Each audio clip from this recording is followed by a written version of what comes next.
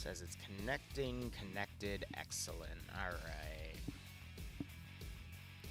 Just getting my side set up with everything fully.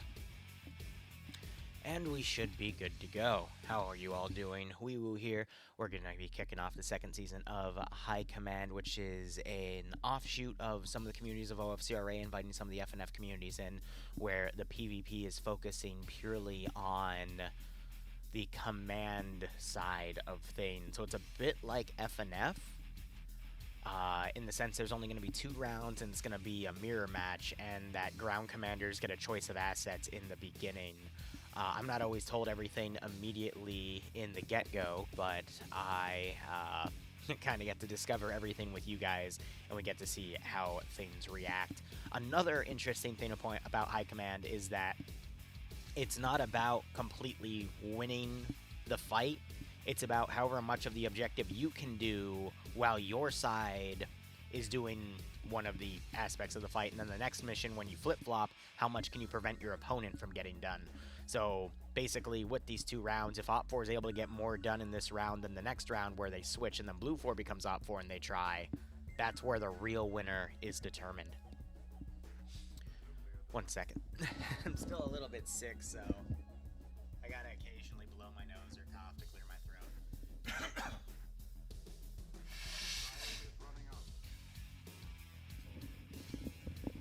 But the moral of the story is never leave your house so you never get sick, right? Easy. But see, Shark, Sajku, VGR, Dark Pikachu, how y'all doing? Today is going to be a bit more of a chill day. We'll be doing this for the next 2.5 hours. I might come back later tonight with some mission dev. I've been working on a batch of mission files for the 24-hour op. Those are almost ready to go. I just had to redo templating and get all this other stuff done. And then there's some other things I've been working on. Mainly Black Templar versus Furries, a Fallout op of my own design because I want to end Fallout on a high note, and it's going to be a nice horror op. And then there's an Arma 3 certain scenario that we have to get up and ready to go. And I want to get all this done before the beginning of next month, because then we're going to have a new D-goal up for the DayZ streams to basically commission some new operations and then go from there. You got Chinese earbuds from Temu, and they didn't even last a month. Yeah, well, maybe you can take them apart and get the copper wiring. But yeah, there's a lot I'm just working on in the background today. But then I need to also double down on some video editing. I haven't done video editing since, about a week and a half ever since I got COVID. So got to catch up on that, but that also shows we have a massive...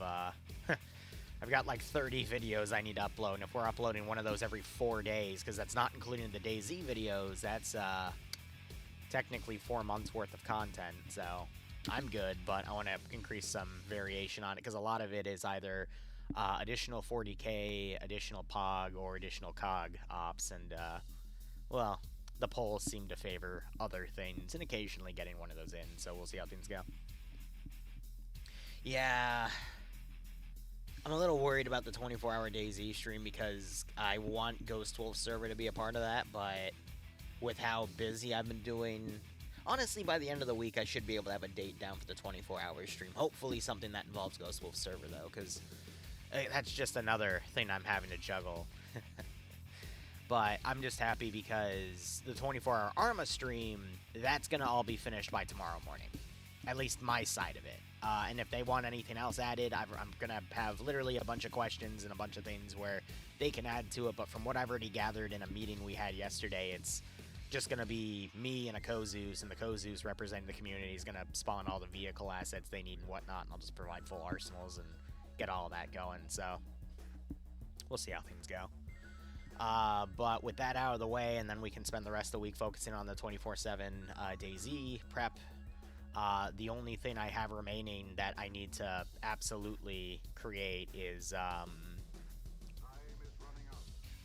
the next pay-for campaign within POG, which I'm shooting to start mid-August, which is about a month and a half away.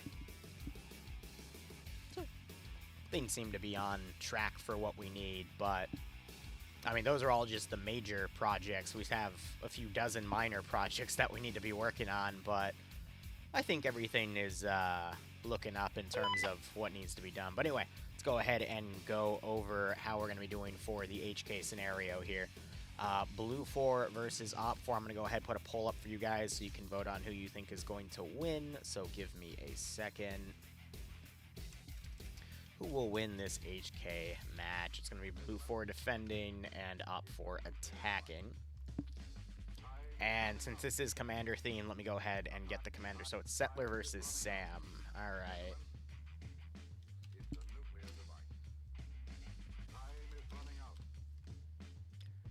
All right. Yeah, I think I can put it for 15 minutes. Why not? All right. So, again, with HK, both commanders get to choose an asset. So Blue 4 looks like the assets they can choose from is either an unarmed helicopter recon drone, a spare box of supplies, which I don't know what's in there, or multiple PKT Humvees. It looks like Settler's going to be going for the PKT Humvees for some added firepower. Not a bad call, but Blue 4 looks like they've got 5 static turrets, 2 M2s, 2 cords, and 1 sit-down cord. Cords are 50 rounds, M2s are 100 rounds. And otherwise, looks like their primary weaponry are going to be ACRs. Yeah.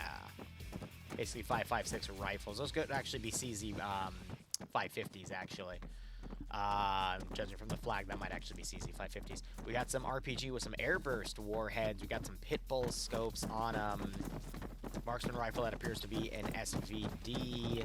We do have FNF mission details here, though, so I can actually just work on that in a second. But let's go ahead and look at Op 4 real quick. I want to see what their choices are. Op 4 can either take transport helicopters, Mi-8s with gun pods, but they're very easy to shoot down, or 2 BTR-80s. On top of that, they get 2 BRDMs, 2 transport gases, and 4 transport trucks.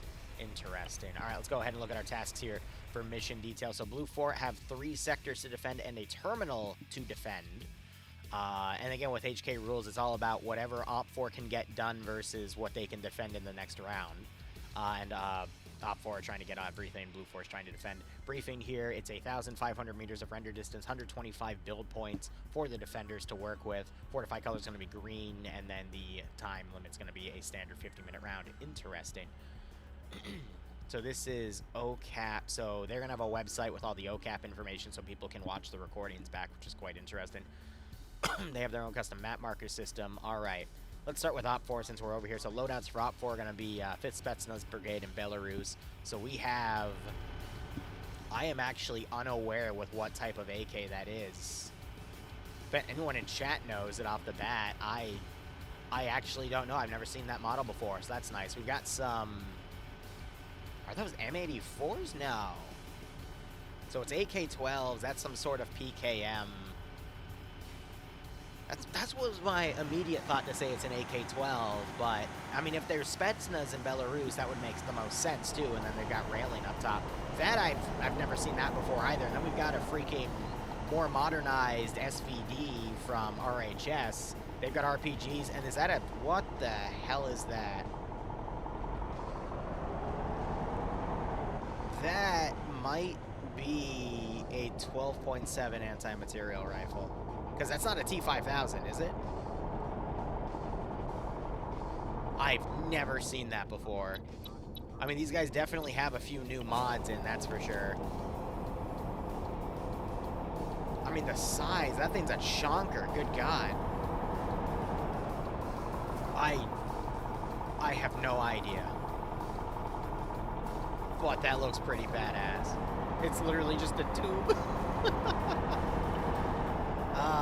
Either way, that looks pretty dope. Their vehicle assets here. No. Commander's options are Happy either... birthday, Liru. Look at what they have brought up. Boone, thanks for the 15-month resub. You're 2 months early.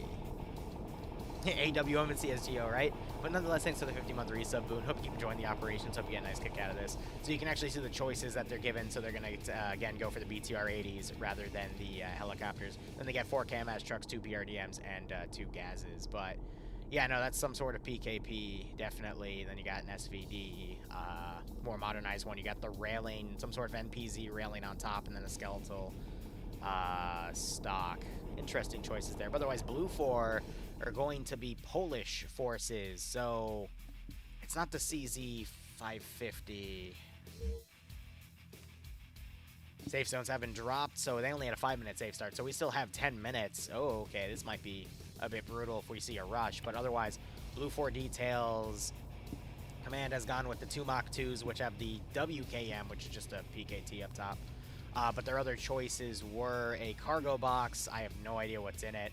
Oh, wait, no, they're 12.7. They're not PKTs, so they're actually like cord statics up top. Okay, so they're anti-material.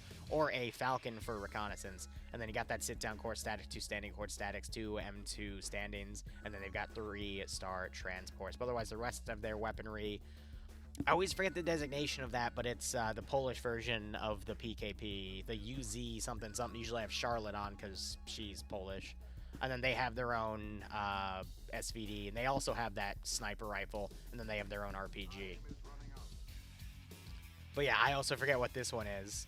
Last gun might be a KSVK 12.7. Yeah, that's where I might know it from in the terms of it's a cup weapon, or I originally saw it in cup like way back when. Not even cup, might be Arma 2. Back when I realized that, hey, it's not DayZ modded, there's this actual like military sim game behind it. Whoa. But regardless, Blue 4 sending some forces ahead. Again, it is Sam commanding with Korvac as the 2IC, Settler commanding Blue 4. We'll get into some stats in the second round, but it looks like we've got Blue 4 and Op 4 about to run into each other along this radio tower. The map is Corsac, which we first saw while we were Zeusing for COG, I want to say 5 or 6 months ago. And now we've seen on and off. I've got the 556 campaign is this map right now that I've been playing on the ground, and we've been occasionally seeing it in a few other communities as well. So looks like these guys, I think they noticed that enemies were coming, so they might mount back up.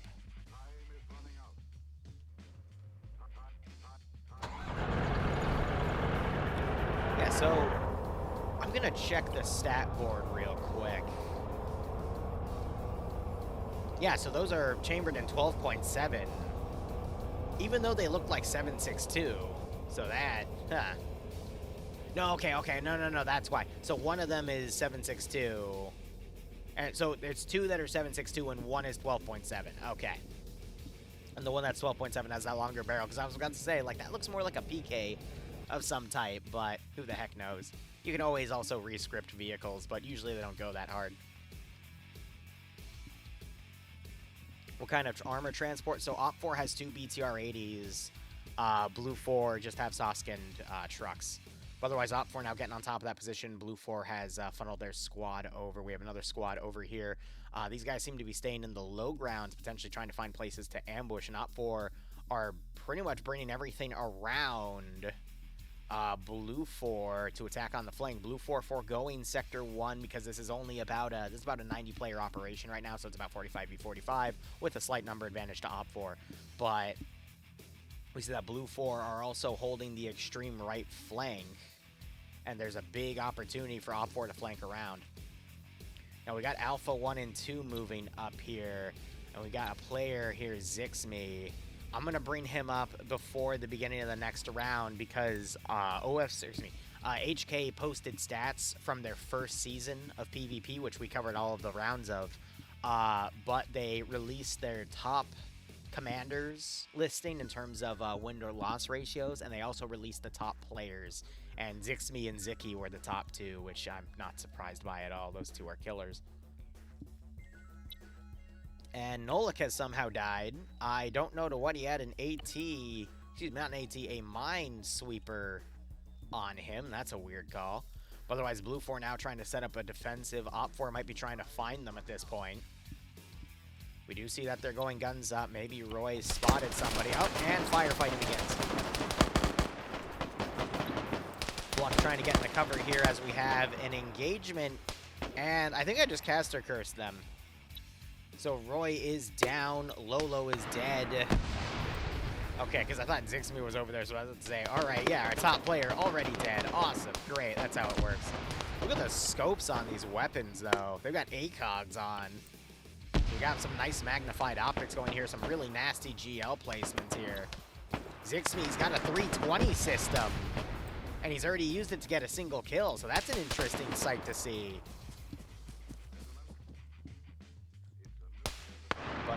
Damage-wise, with that single kill, that wasn't on Nolik. That was their squad leader. That was Twig King. Ah, he's another top player. Might be salty about that. We might see him show up in our chat as Mr. Cardboard, but... Oh, that's a messy one. Meanwhile, Op4 is now fully deploying on the side. Could just move up the MSR and start trying to hit the sectors left or right. Not a bad plan by Sam there. But we'll have to see how this firefight keeps erupting here. I'm surprised Blue 4 aren't trying to use their vehicle here to hold the line, but we've got a knockout next to the dead here. More GLs coming in.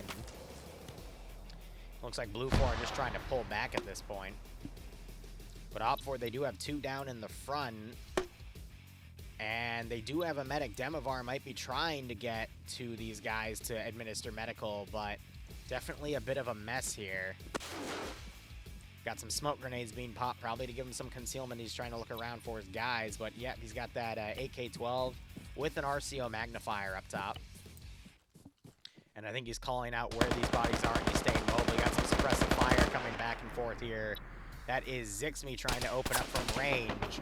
Very risky to do this, but the smoke's starting to open up. He gets hit once. More smoke's going out. But I'm pretty sure this is Demovar just trying to get up to some bodies here so he can administer medical. We have Blue 4 bringing a group of reinforcements up from the other team that came around. It's the other PKT vehicle. Whether or not they're coming up to reinforce or potentially pick them up and move them, it's anyone's guess. But you've got Op4 now moving to these bodies, trying to administer medical. Fun fact, that little wind spike, it's the exact same sound profile you would hear when a Zeus would RC a body back in the day.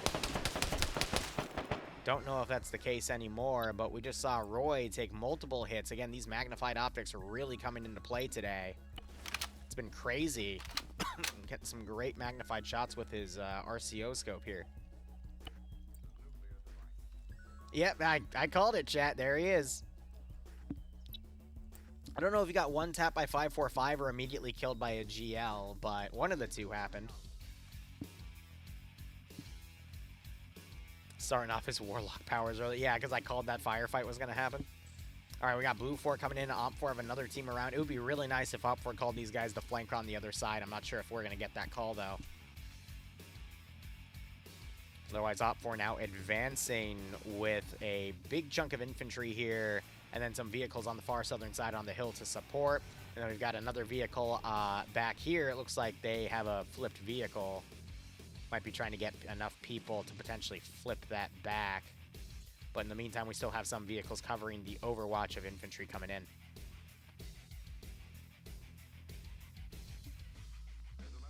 We got some firing from the flank here. That would be the SVD gunner, Ivnomain, trying to find someone to pick off. Doesn't seem like he's able to get his opportunity, though. We got Blue 4 now slowly coming in. Op4's other team, I don't know what they're doing at this point. They're still just pathfinding around. But with this attack, Sam's going to be able to get his foot in the door, start moving through a good chunk of buildings here, and start trying to get to the next section. And then potentially the airfield. Blue 4 is very spread out, though. I think Op4 might have an opportunity to just take the sectors left or right. However, one linchpin in their plan is this 12.7 vehicle here.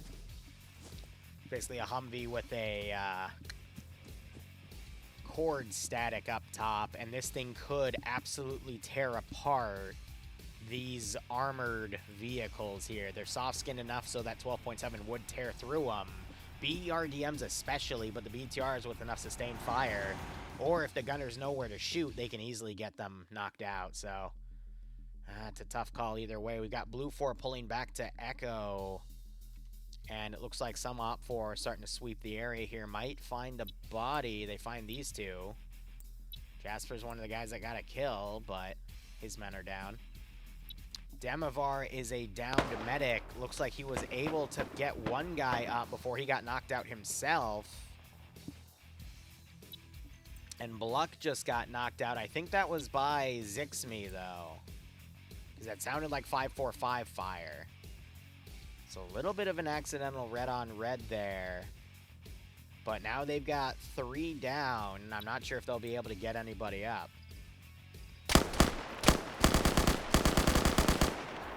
Double tapping on those bodies to pad Zixme's kill count.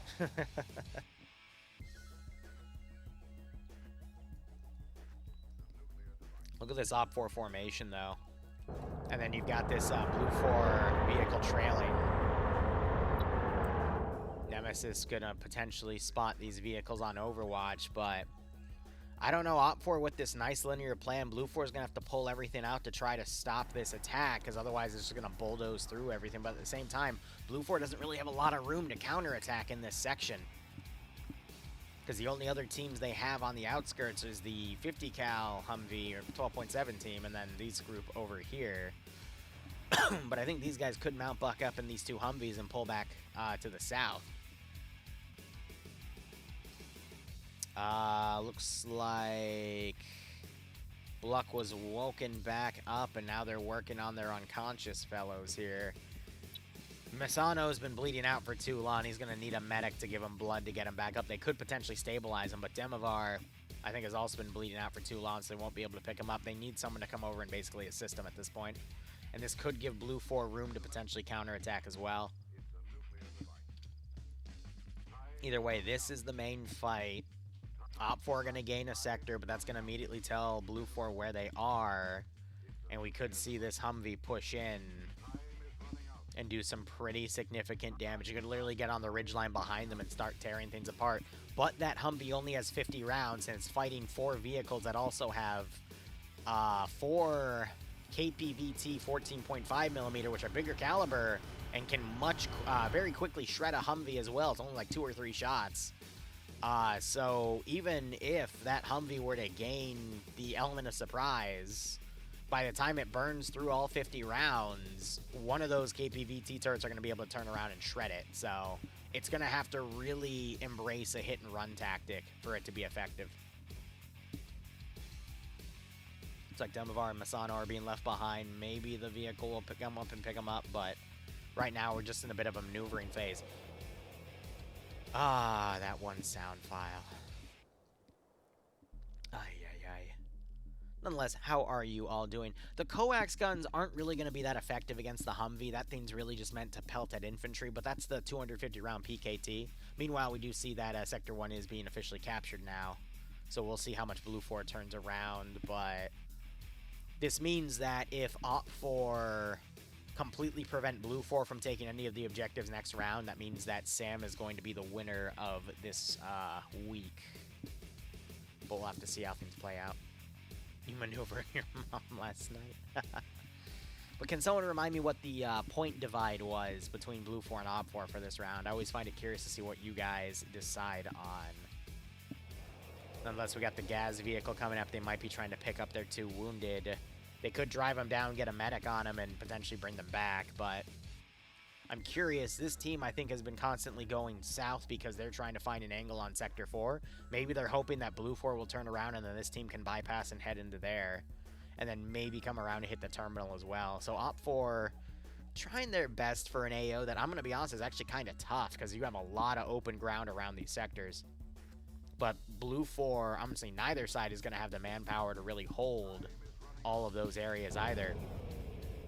Blue 4 pushing their vehicle back. Op 4 stuck in the open a little bit, have no choice but to really prone around this area. There's the first objective taken. And again, once the sector is taken, it cannot be taken back. But yeah, this Humvee doesn't realize there's hostile forces right next to it. And it looks like this team is now trying to pick people up and potentially move them back to their Gaz.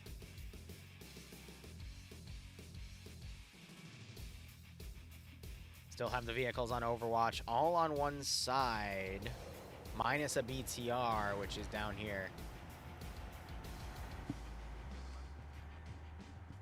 Honestly, not a bad position for those vehicles to be in up here because they've got good overwatch of the airfield. And with the infantry support all around here, they're pretty well covered. Looks like the armed Humvee with the anti-material machine gun, the HMG, is now coming around on the northern side.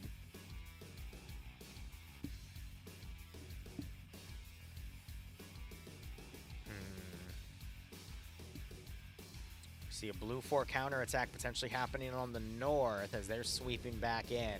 I think Op4 realized that. I haven't really seen any attempt to drag the bodies away, but I do see bandages by the bodies indicating they are trying to medic. Not seeing any bandages here. And we've got some shots going out. So we see smokes being thrown. They might try to carry him back, but that is going to be a very small firefight in comparison to what we see right here.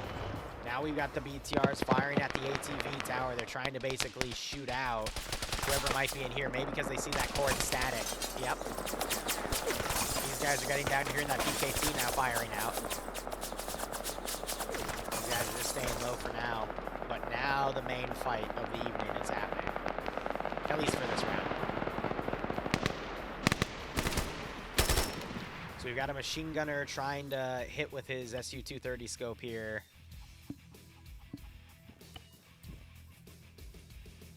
And I don't think he was able to hit any shots, but he definitely made them pull back. What I'm worried about is all the blue 4 line is being attracted by the few guys down here. This is going to allow for the main force to potentially bypass in. And if Op4 can get their foot in the door in this area, it's going to be very hard to push them back out. But look at all of the attention that's turning over here to these vehicles. And if they bring this BTR up, they're going to maintain that attention. Yes, they have AT to hold against it, but again, Op4 getting their foot in the door, it's going to make it real difficult to hold the rest of this area here. And I think we just had a knockout on a fence there by Tackleberry.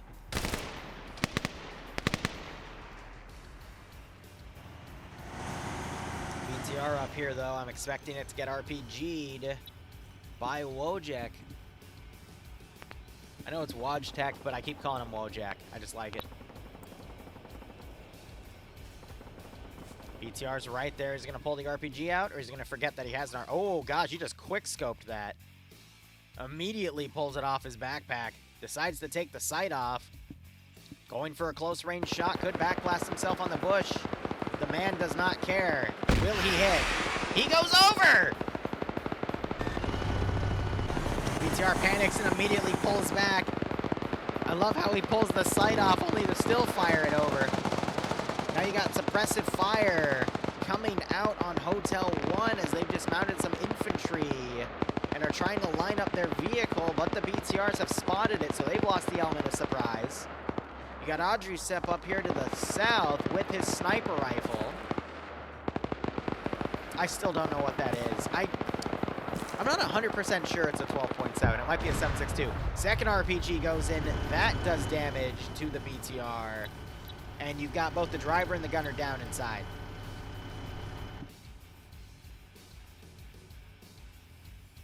All right, now you got Op4. They've put up an additional force here. One scout trying to go, and he immediately gets taken out. You got some other blue 4 turning around. They're dropping a few guys as they move in. Yeah, Dream, they're on the northern side. They're the blue 4 guys up there. Haven't really done much this round yet. Just a real quick check on the northern side. Looks like Op4 pulled everyone they could from that area and pulled around. Blue 4 still maneuvering around. These guys, meanwhile, trying to sneak in the rear as 5 guys. And you have suppressive fire going out.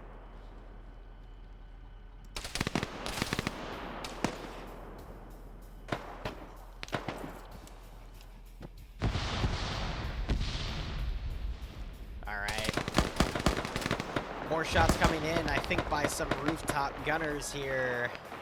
This team bypassing the infantry to go right into the objective. They will start being able to capture Sector 2. Blue 4 trying to push more forces in.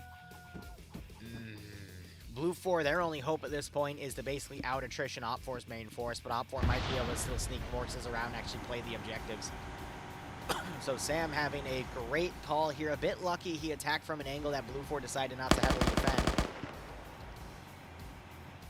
He just had another Blue 4 defender go down right there.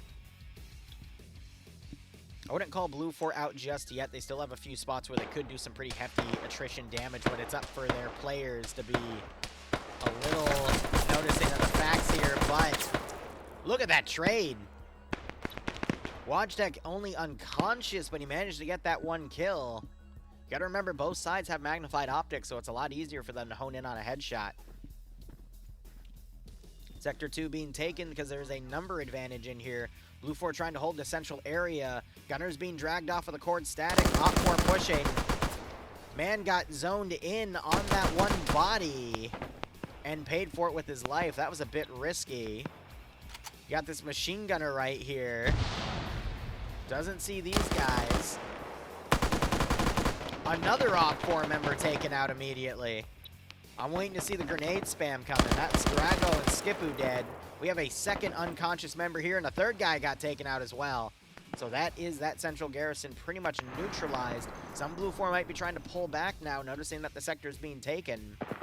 But with this 5-man team coming around, Blue 4, we might see them try to reconsolidate on an objective, but this is getting a bit brutal. Rambo Bambo sticks the gun through the fence, trying to vault over to see what's going on. Can't seem to get an angle. Might come around a different side. Meanwhile, you hear these machine gunners firing another trade knockout between Derfol and Nanard. We just heard an AT shot fire out. It was short, though. Looks like they were trying to target that BRDM. BRDM now firing up at the hilltop, trying to pick off any of these Blue 4 members. They are getting some hits, though. Skeeta takes a round. There's Sector 2 taken.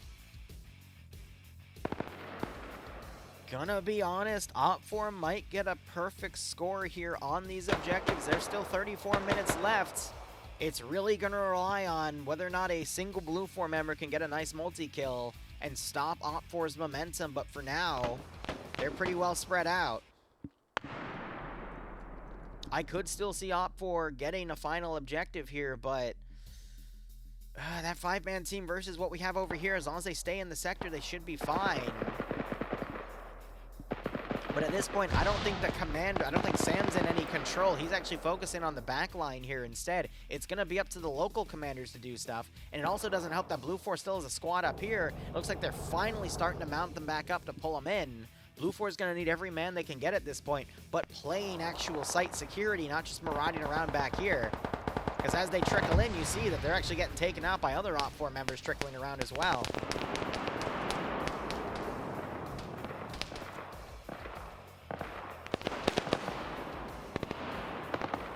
You got Op 4 now vaulting into this area, double tapping what Blue 4 remain. Looks like both Blue 4 members woke up because one body ended up over here and another one tried to get into that area.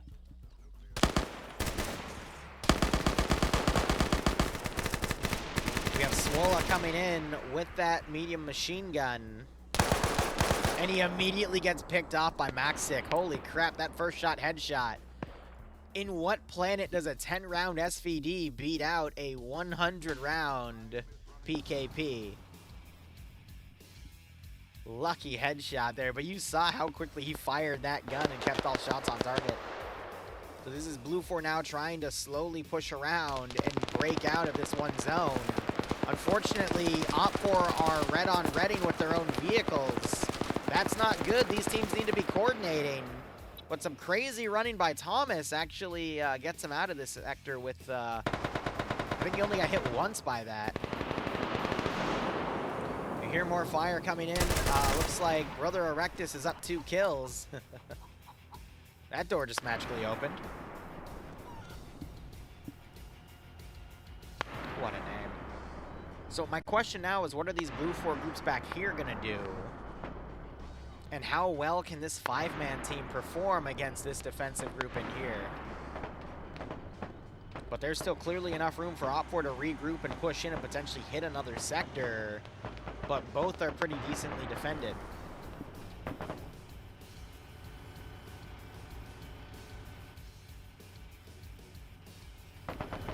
Looks like they pulled out the 2 dead guys in this vehicle, and now they're moving it up on their own. They've recruited it. And you still have these vehicles looking around trying to get any more pickoffs that they can.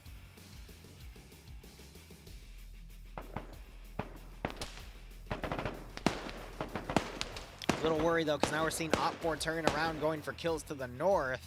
This is just going to pull Op 4 away from getting any sort of coherency cohesion to then move in to hit the other 2 objectives. But 2 out of the 4 isn't a bad starting score. But I don't really see Blue 4 having any ability to do any mop-ups here. Audrysip crawling up might be able to pen into that BTR with his gun, but it's also a tough call. You got Settler looking around, still trying to coordinate his Blue 4 ground command. Is Op 4 command dead? No, they've dismounted the vehicle. And now you've got, I think that's the 12.7 Humvee. Yep, firing at it. Not realizing that it's been abandoned. Interesting. But with no infantry screening, you might have Blue 4 get up and be able to satchel some of these vehicles. Hey, Zelenius, how you doing? You got Blue 4, excuse me, Op 4 now regrouping around here. Heavy fire coming into this objective. Can't really tell what else they're doing here. It's just suppressing those positions, but main infantry need to regroup, potentially push in. You still have that 5-man team coming around from the rear, but they're going slow. Still anyone's game, but at this point, I would say from an objective level, I think Blue 4 are successfully pulling Op 4 in various directions here to break their unit cohesion. And from there, I don't think Op 4 are going to have much opportunity to push into any other objective unless they beat out on these fights over the next 15 minutes, which you see that happening. You just saw Zixme get his 4th kill there. One more Blue 4 guy on the side, and he just got one-tap headshotted. Now these guys are taking fire. Just had a rocket fire up. That was his 5th kill. Got a man down up there. Looks like Op 4 is now going for the terminal site, and then you got these 5 that could come in. So Op 4 still has room to potentially sweep this round, but looks like we had a BTR pushback and get picked off. So Op 4 is down to half of their vehicles. But I'm going to be honest, BTRs and BRDMs aren't the best at supporting. They're more of a distraction than anything else. You actually see this one now firing in the direction of where he has an Op 4 member. And funny enough, you've got this marksman and this machine gunner firing up at the vehicles up here. And you hear this sniper firing. That is a 408. And I think he actually knocked a guy out with that. Or they took fire from up there. We do see a dead body. Oh, God, that was a headshot by the 408. Cullis at least has a kill, maybe 2. Yeah. You don't want to be on the receiving end of that. That is the 50 cal vehicle now firing into this thing. Trying to line up a shot. Take some disabling fire. But the BTR is now turned around. It's firing over the BTR, which is quite interesting. But that has stopped a majority of the infantry advancing up to this terminal site thanks to the actions of that far team. So Blue 4 might have Op 4 boxed in at this point. I think Blue 4 certainly has a number advantage. It's just up to Op 4 to try to regroup. They could still get an objective from somewhere, but based off of where Blue 4 is, Op 4's massive lack of cohesion, I think it's over with.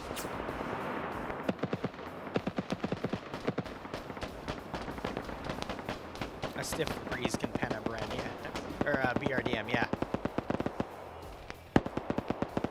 Very softly armored.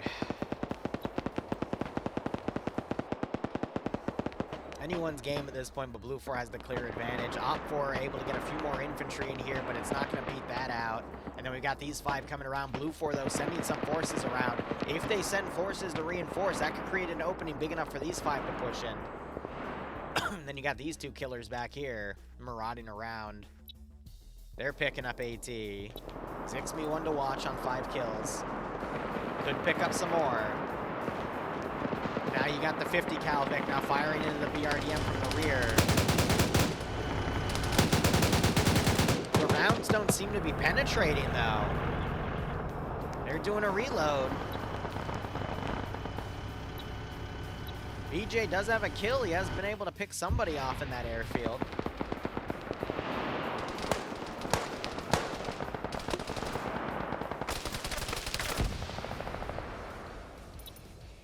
Killer J, we've got multiple OpFor knockouts here.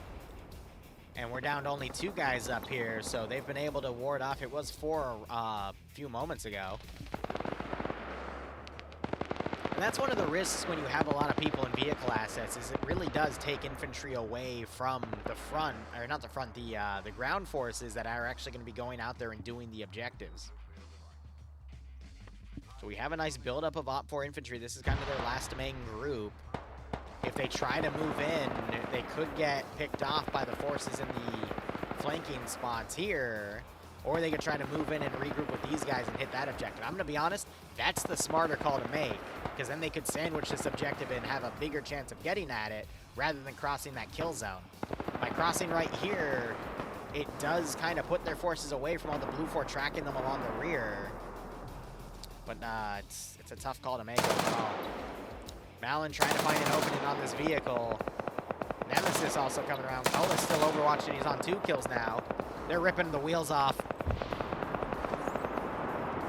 Yeah, so interesting that that 50 cal Humvee was unable to pen. I think they hear the guys moving around here now. They're trying to drive away. They're missing a wheel. Malin trying to move so he doesn't turn into accidentally go into their sight lines. And it looks like all of OpFor that have pushed up here are have now been knocked out. Settler on a kill, got a knockout, could get a second.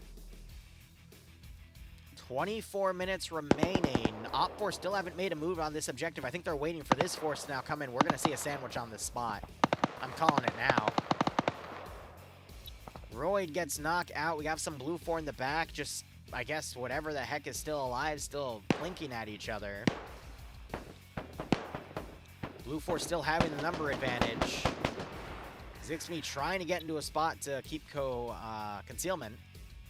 But Samuel has him pretty much blocked in. So I don't think we're going to see much action from the remaining OpFor guys up here. There's too many Blue 4 around. And you've got that 50 cal vehicle. I think it just picked off members of... Okay, no, it's firing at the BRDM. That was already out. But now you got this BTR marauding around. It's going to try to get a few more pickoffs. But this fight right here, not really going to be worth that much compared to what's going on over here, because this is going to end up being OpFor's final fight unless this team decides to cross in this open area. That's going to put them under pressure from that static, and they can hear it shooting. All right, meanwhile, it looks like Zixme was picked off. Bluck is the only one still up in that zone. He does have that weird-looking sniper. He's trying to find an angle. Does see movement.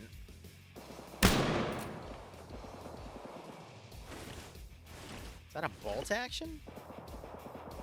Oh my god, it is. Oh. I think that's some sort of 7.62x5.1 weapon. This guy wakes back up. He's prone. You've got Blue Force Command coming up, double tapping bodies. He's going to hear that shooting if he shot. Wait, he's got an angle. Does he? No, he doesn't take it. Oh, come on, take it. Take the angle. Take the angle. Hit him. Yeah. All right. Blue Force Command down. Wicked Quartz gets that kill. Unlucky for Blue 4 Ground Command. But I don't think Blue 4 Command needs any more coordination. They're in good spots as is.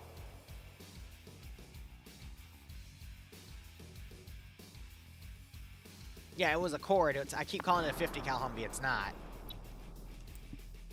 And now you got him picking things off, but that Blue 4 team could regroup with these elements and push the rear of that group. And I still see OpFor looking to the south. It's really risky to cross that open area, but they still might go for the terminal. Funny enough, though, if they do it, they might actually get it, but even still. We got 21 minutes remaining. Bluck making a run for it. I think Kajonovic is actually shooting at him, just guessing through the building.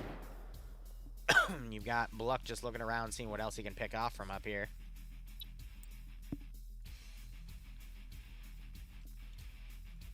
honestly, 4 defenders, the BTR locking things down. I doubt it's going to get any more kills. It might, though. I can't even tell you where it's aiming.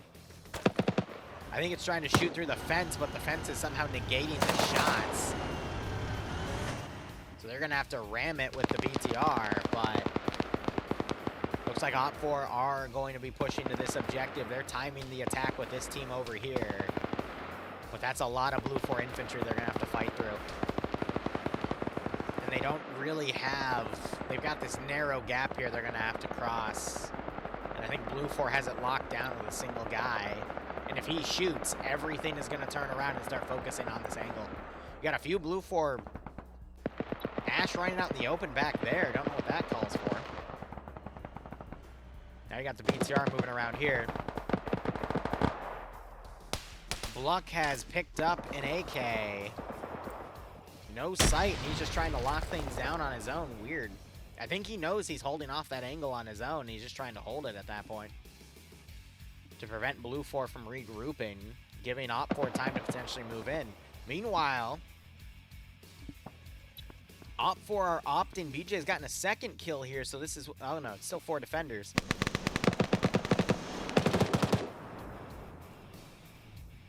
This is giving an opportunity for Wiki Courts to come in, but he might still be shell-shocked and holding that corner. This could very well pull people out, but I don't think we're going to see it. Again, at this point, it's going to be up to Op4. If they want to win this round in its entirety, they need to sandwich this objective and then push to that terminal. But we have 2 separate attacks going out. Op4 unlikely to win this other terminal site here. As we see one of those Op4 guys get taken out, and Oddball's now trying to follow the BTR.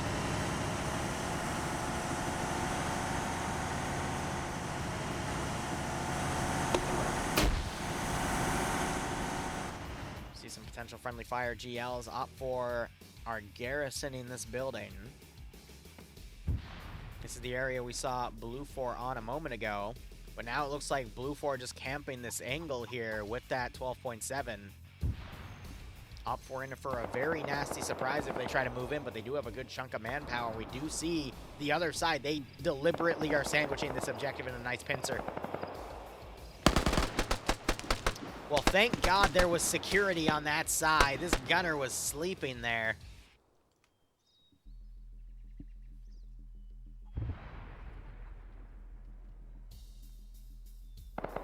Stream's audio levels seem fine on my end, but that could just be you. Just an EP little gunner.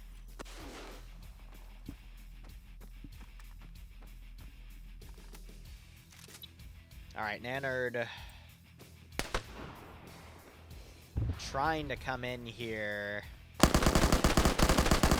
that Blue 4 member. Fawn's now trying to pull around. He's gotten off the turret, tries to run. Hands does not finish him off.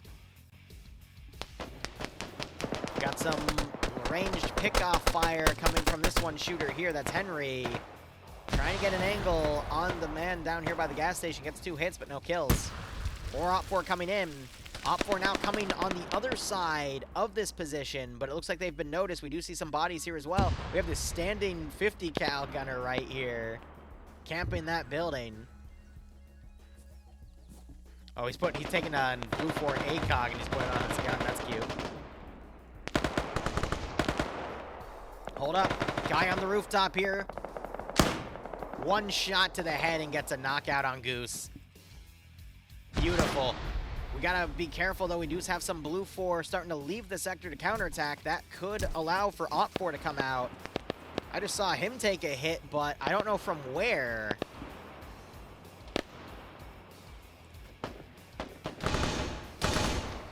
Yeah, he got that 50 cal. He got off the gun. If he was on the 50 cal, he would have been able to blow him away with it, though. Looks like he's trying to call it. We could see some frags. Oh, that. What? Yeah, he has no choice but to run. And can't get away in time, and the 50 cal goes flying. That is the right way to counter someone camping inside with a 50 cal. Meanwhile, on the other side, you got 3 Op4 knocked out. You just had this guy get another kill. One of them just woke back up, though, so that main infantry push has gone down, and now we see a number advantage in this final area here. So Op4 could still regroup and push to that terminal. It's unlikely at this point because of the remaining infantry. But Op4 are going to potentially get this final area here. There's the 15-minute call. I was thinking they were going to throw a grenade on that guy, but no, they threw a full-on satchel. Once you hear beep beep, if you're in a building, you literally... Now, I'm going to be honest, it's already too late at that point, because even if you run out of the building, if you're still next to that satchel, it's still going to kill you. So at that point, you just go full auto and sprint out. But that's the solution. And I think they see these windows shot out here, so we might see another satchel get thrown. Kremit is the engineer here. He's also being credited with a tank kill somehow.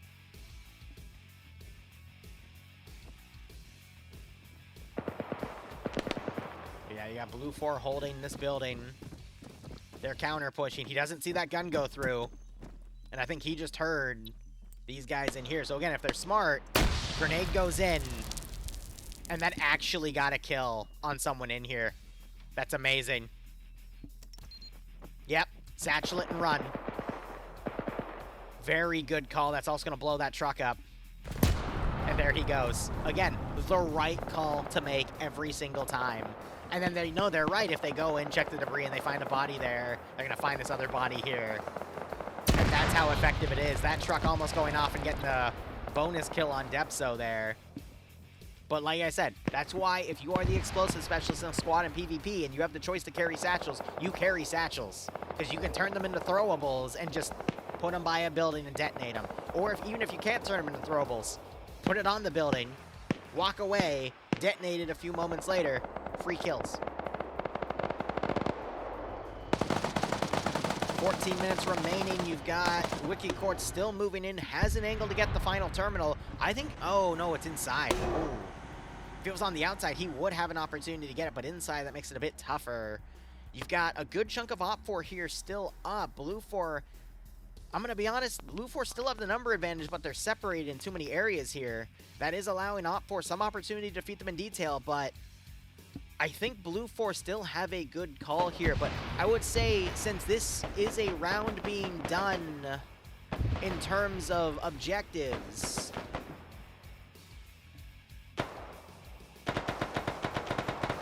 you know, actually, I'll clarify later. We'll get to that later.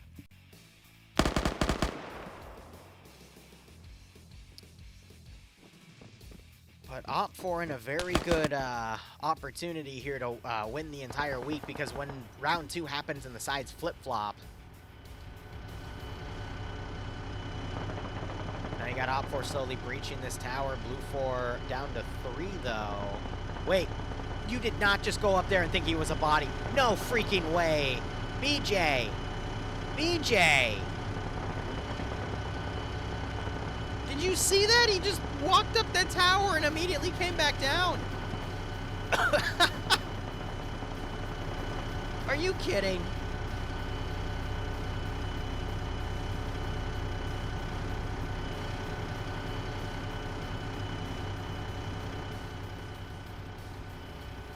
There's still good opportunity here. He might be AFK.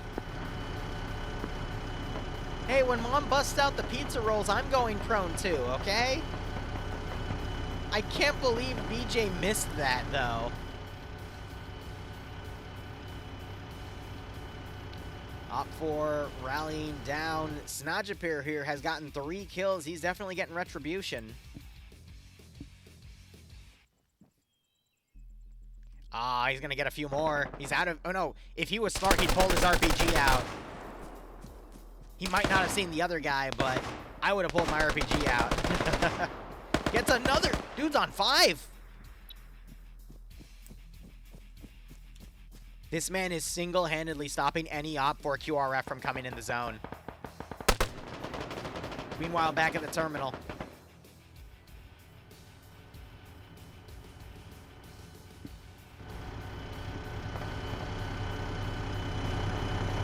They're checking the BTR. BJ's coming down. Wiki Courts did engage somebody. I saw a symbol flashing. I didn't see any kills get assigned, though. Snodfer going for another kill here. Can he make 6? He's going for Kevin. Grenade gets thrown. Good flush out strategy. 11 minutes remaining. Any hope of Op4 bringing QRF up is up in smoke. Oh, but Kevin had the pre-fire on him before Snodfer could even react, and that's what gets him. So 3 Blue 4 up here, 4 remaining. We got Bluck still up here as well. But Blue 4 have a pretty solid defense around this area. We just saw another kill. BJ getting kill number 2. He's now coming into the building. Going for the high ground. And they trade. Holy shit, they traded. That's not good for Op4, though, because they needed every man they could. And Wiki Courts, I think, is going to keep playing very slow and tactically. So it's up to Op4 to somehow get any of their remaining manpower in the zone within the next 10 minutes.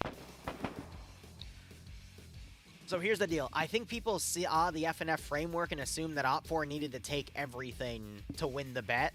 So I'm gonna pay the bet out as FNF rules because I didn't really clarify that. So technically, since Blue 4 held an objective, and feel free to correct me if I'm wrong because this is you guys too, but it's technically a blue. It wasn't an Op4 stomp out, but going forward for HK, I'm gonna clarify where I'm gonna basically pay it out to the side that got more of the objectives done. So that'll be the betting for round 2, but for round 1, I think since Blue 4 still had an objective, don't pay out yet, but I'm just clarifying. Because I don't want to declare a winner yet, because we have 9 minutes, and we could still see some form of Op4 rush back to the objective, or Wiki somehow comes in and holds the terminal on his own. I don't think BJ misplayed anything there. Oh, look, they put signs down to show who's on whose team. Yeah. Huh. God, because those always work, right? Especially in OFCRA. Haha. Yeah, I don't think there's any trucks down here for Op4 to steal to immediately rush into the objective, because the one there was got blown up by the satchel. So that is a 5-minute sprint. You do have Bluck coming in. He does have an AK. He will have to fight through one guy, and there's a... I don't understand why Blue 4 have this Overwatch up here. Like, this is a waste of manpower. These guys being over here is also a waste of manpower, because they're going to have to run through the open if they, you know, have to get into the zone. So, weird calls all around. 3v4, but Op4 seem content with staying in the town. So really, it's up to Bluck and Wiki Courts to in this, but Major Khan's running around. Is this man back? Yes, he's back. His mother's pizza rolls giving him strength. Come on. You just got pizza rolls, dude. You got to stop him.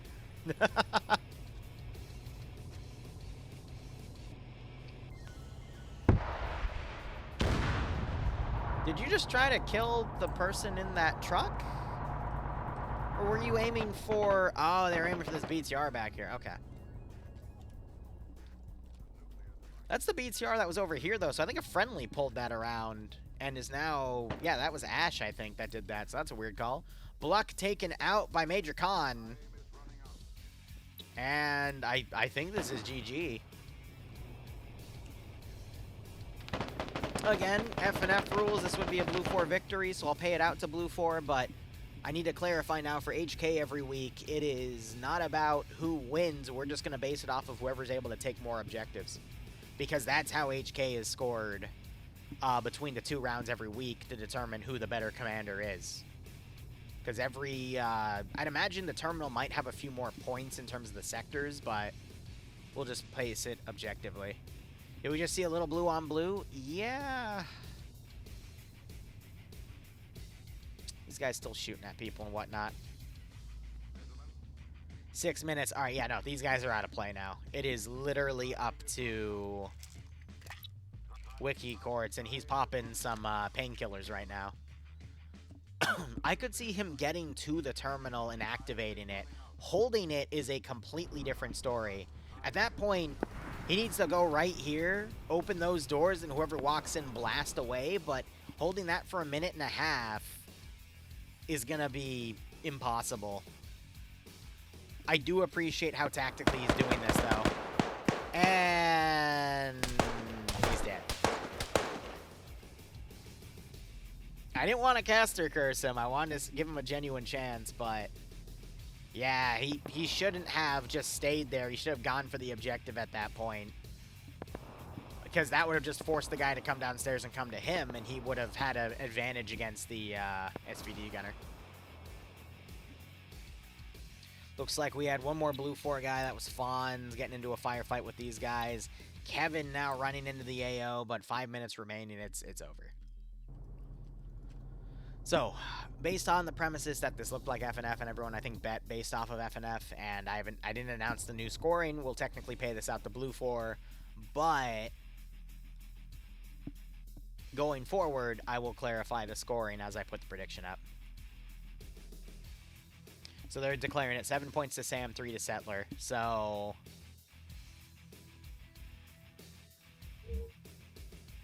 I'm curious. And they have the MVP, so Zixby with 5, Snotchbear with 5, and Brother Rectus with 5. Fair enough. I appreciate seeing that because that shows us who are the top shooters were for that game as well. They have point values tied to... No, they don't. And it was a 2-minute terminal. Jesus. All right. So if you get all 3 sectors, it gets you 7 points. If you hold a terminal, I guess it's probably 2 points per sector, and if you get all 3, it's a bonus 7th point. Meanwhile, if you hold the terminal's worth 3. Azariah, if you're there, can you pay it out to blue 4? Because technically we're rebuilding that off of FNF rules.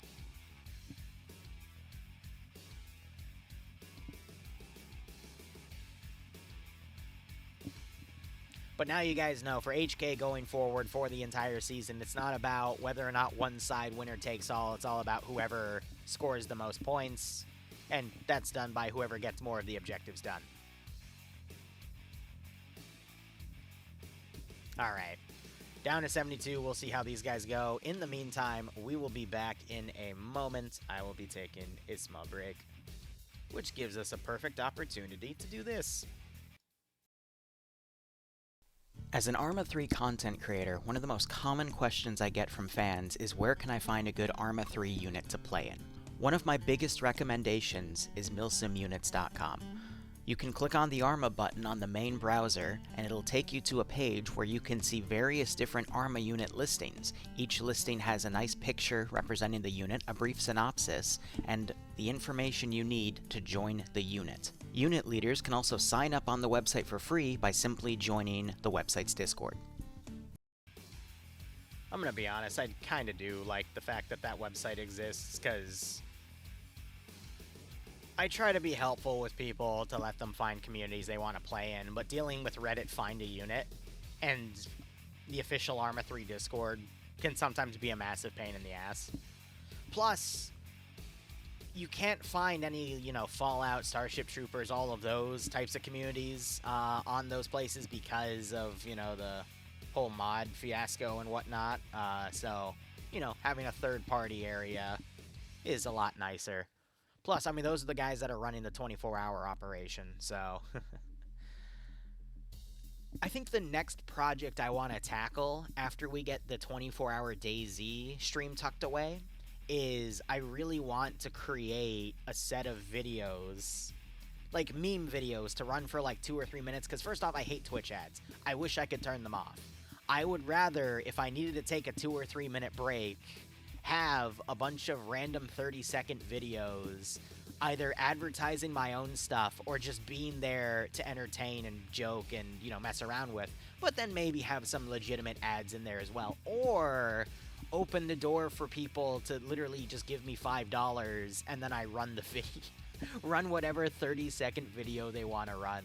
I think it was, I'm blanking on his name. I saw another streamer do it. He was a small-time Arma streamer. And whenever he needed to take a break, he would just have this, 2 or 3 minute compilation of random videos his viewers would send him. and he would just run it as like a quote-unquote ad thing, you know?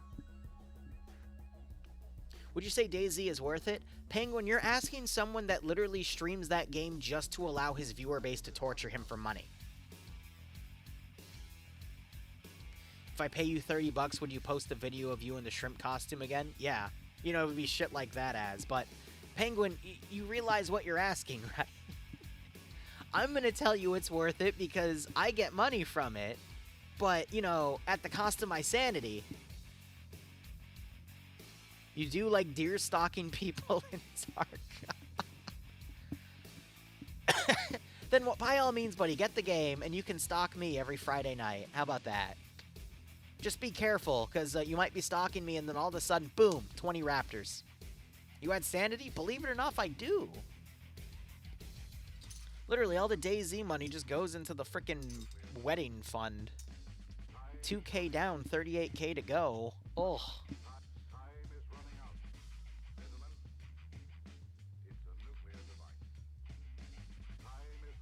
Ay, ay, ay. Can I borrow some of the sanity? Sure. Here, 1 second. Did you get that? There you go. I can't give you any more, though. You have the 1 sanity cell. I need it back by Friday, though. That sounded like mine? Yeah, right?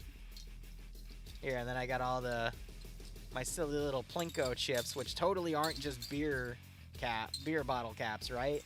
I don't have a problem. You have a problem.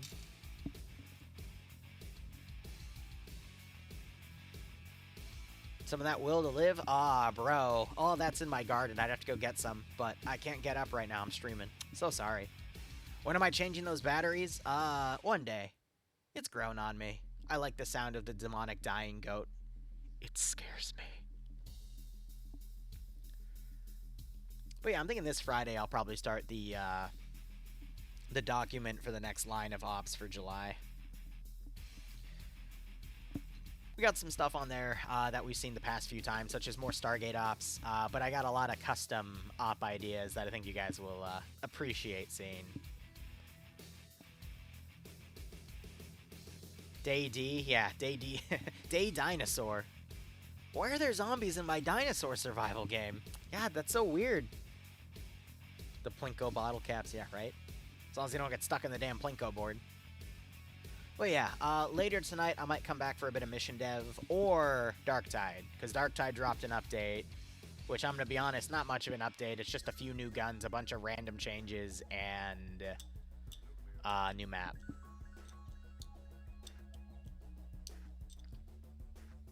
But it gives me an opportunity to put sound bites up for Darktide sounds. Never been able to get that project fully off the ground, but might as well try again this week. Recon Lasguns got buffed. Oh.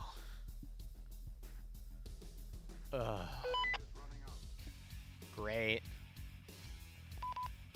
I'm gonna be honest with you, Beldair. They suck. I don't care if they got buffed this update. They still suck. Because the only time when they were really decent, and this is me. Let me put a few clarifications. All right. Damnation.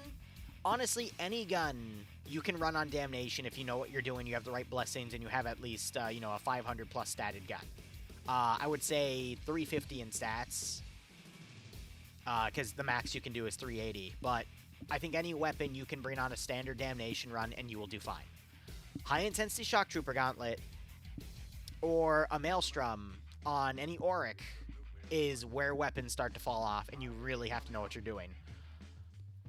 There was a time where you could have a really nice build off of a Recon Lasgun with Infernus, and I forget which other blessing you put on it, but it basically just, that with a crit build, you could melt through Crushers, you could melt through Bulwarks, you could melt through anything with it. Because whatever you didn't hit, you would still get the damage back in Infernus burning.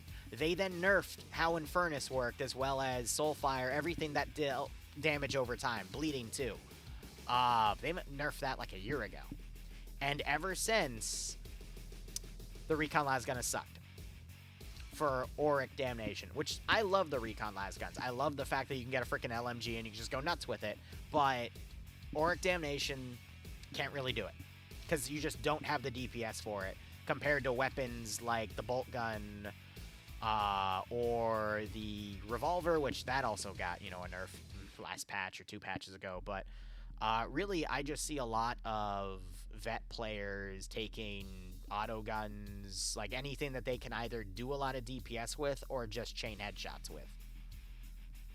And I think it's going to just stay that way at that point. Thoughts on the new Warhammer game coming out? Don't really have any, because I think the only decent one that's come out recently was Rogue Trader.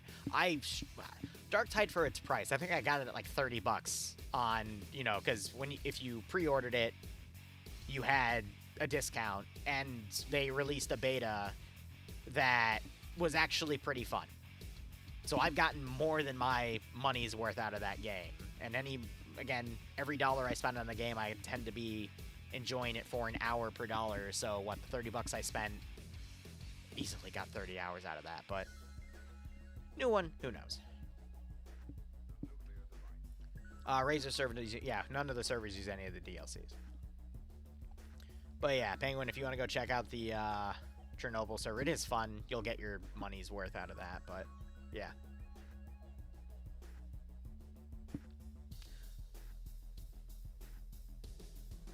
Oh, so they're basically releasing something Darktide-esque with Tyranids. Lovely. So, oh yeah, great. It's just Deathwing again.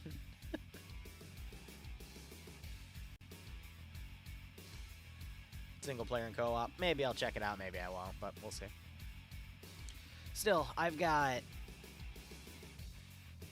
I have content for days for this channel, though. But, you know, at this point, I'm just vibing. We're just getting the main channel back up and running. We're going to get a nice front log for that channel, and then we'll also get that frickin' PvP channel back up and running, hopefully by the end of next month. And then we'll just be tackling random project to random project. I'm going to be honest, like, I don't really know what else to tackle at this point. The other thing we're going to be expanding into is a game called Exfil, which is just going to be a mini Arma by the time they're done deving it, which is going to take a few years, but, I mean, between that and Reforger, I think we've got everything handled for what we're going to be pushing towards, and then eventually Arma 4, and, you know, we'll be hitting up a few other games here and there. Played or see Generation Zero? I have not. But I'm going to be honest, this channel is going to primarily focus on Arma, and then secondarily focus on various video games where you guys can torture me for cash. Because I think that's something you don't really see a lot of streamers do on the weekly, and I definitely want to maintain it because I find it pretty fun. And it's a nice content loop. Especially now that we have our own editor for it. I gotta reach out to Crazy, though. I gotta get some stuff out to him. It's just been delayed because of an influx of work, but hopefully that'll all be wrapped up by the end of the week. Maybe.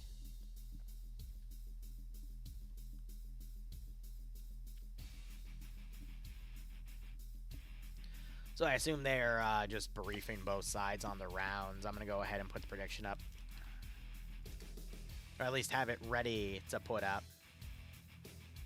And now we're going to switch the commanders. So it's now Sam defending and Settler attacking. But we're going to be handling the bet as...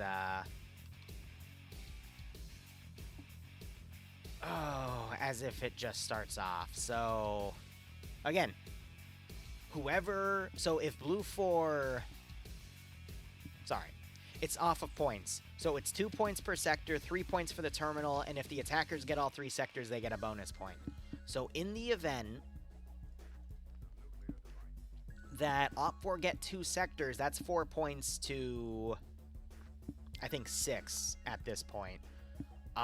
So Op4 are going to win by basically getting 2 sectors in a terminal.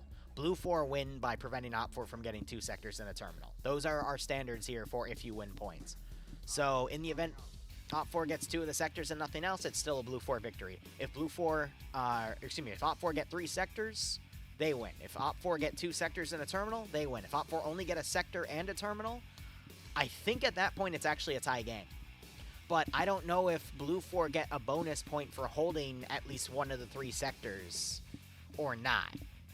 So if Op 4 get a sector and a terminal, I'm going to wait till NASA gives the point count at the end and then pay it out accordingly to whoever wins. So that's where the divide of the points are going to be. I'll state it again in a few minutes, but we'll wait till we get there. But nonetheless, guys, I mean, the next 2 or 3 days, I'm going to be just focusing a lot on just getting our projects done, stream what I can, and, you know, go forward from there. But I know on YouTube, I'm trying to give a lot more control of how the content is released to the viewer. Because normally I'm very focused on the players, but there will be some op polls coming out soon. Actually, I could probably release them today, because I want to start polling for what players want to play in July for our one op theme to be. I'm probably going to put a poll out to see what the next training op concept they want to do is, and what the next, you know, general op slot they want to do is. But then for the viewers, you know, you guys will control what YouTube videos get released for Arma 3, and then adding some ideas and ops to the docket we release every month that pretty much gets paid off while we play DayZ.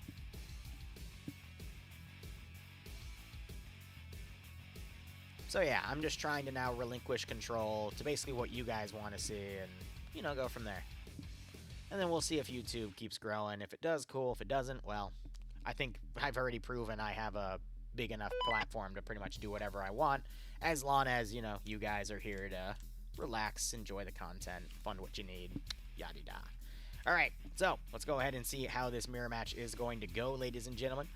Blue 4 were Op 4 on the previous side. Looks like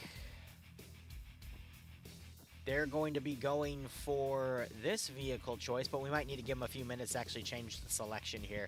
But otherwise, it is going to be Sam defending, Korvac as the 2IC. Sam, though, for the week, he's already, as long as he holds half of the areas here, he's going to win the week, because he was able to take 3 sectors there, and he's up like 7-3. So Sam likely going to be the winner here. He just needs to have a solid defense on these areas here. Maybe get lucky with some interception, but we'll see how things go. Nonetheless, Op 4 being commanded by Settler.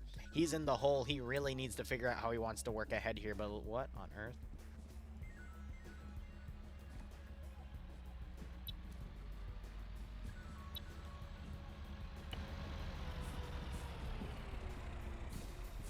I can't tell if he somehow backpacked on chested himself and found a speed bug here, but that's interesting. I don't think I've ever seen that one before. And I've seen quite a few. Nonetheless, we'll see what assets each side taking. But again, this is the second round, so we've got Blue 4 defending 3 sectors in the terminal. Op 4 trying to take all 2 of them. That hack time for the terminal is 2 minutes. Mission details, 1,500 meters of render distance, 125 fortified points for the defenders. Color from fortifications is going to be green. 15-minute round nonetheless. We have all the plugins and whatnot. Don't have to worry about that. Blue 4 going to be given those CZ550s as Polish forces here. Unless it's something different. It might just be an ACR. They're very similar. But everyone gets magnified optics, and you get that UPK, whatever, the Polish version of the PKP. They have their own RPG-7, they've got SVD, and then we have this big calibered sniper rifle. Again, I don't know what they've got with it specifically, but they also have a 408 sniper somewhere. But otherwise, they have access to 3 transport trucks, 2 standing 50 cals, 2 standing cords, and a sit-down cord. And then the commander can either pick... It's going to be a single 12.7 Humvee and then a cargo box and a Falcon. Or they've got, you know, the 2 PKTs and then the 12.7 Humvee as well. But we can see based off that what they're choosing. So I don't know what's in the cargo box. It's a mystery box. It could be anything. It could be better weaponry, for example. But who knows? We'll see what they might pull out later. Could be AA for all I know. But that recon drone is going to be really effective in helping Blue 4 figure out where Op 4 is coming from. Nonetheless, Op 4, I think, are also going to choose the BTR-80s because they don't want to do any air assaulting, and I agree with that call. I'm going to be honest, this AO kind of sucks. for being able to land helicopters, because they would have to land them all the way back there and then maneuver in, and by the time, especially if Blue 4 picks the reconnaissance drone, they can just keep looking around and eventually spot that there's nothing coming from the north, check the south, and find the enemy. So I think the BTRs are the best call there, because that at least gives OPFOR the option to be mobile with some weapon platform, you know, mobile weapon platforms in the form of those APCs. And they're going to lose that crew to having pilots and crew for the Mi-8s. In fact, they're going to need an additional crew for the third vehicle, so I feel like the BTRs are just a better call all around. Maybe if these were Mi-24s and they had the chin strap turrets, then it would be a better call, but that's that in that case. And again, for those of you just joining us, the winner is determined by whoever takes more of the objectives. Each sector is worth 2 points, the terminal is worth 3 points. If OPFOR take all 3 sectors, they get a bonus point. It is not FNF's normal ruling of you just winner take all. It is whoever takes more. So regardless, OPFOR, their side are going to be Spetsnaz from Belarus. We've got AK-12s, another PKP-style weapon platform. SVD with an MPZ railing, RPG-7s, and then that strange, whatever the heck that sniper rifle is.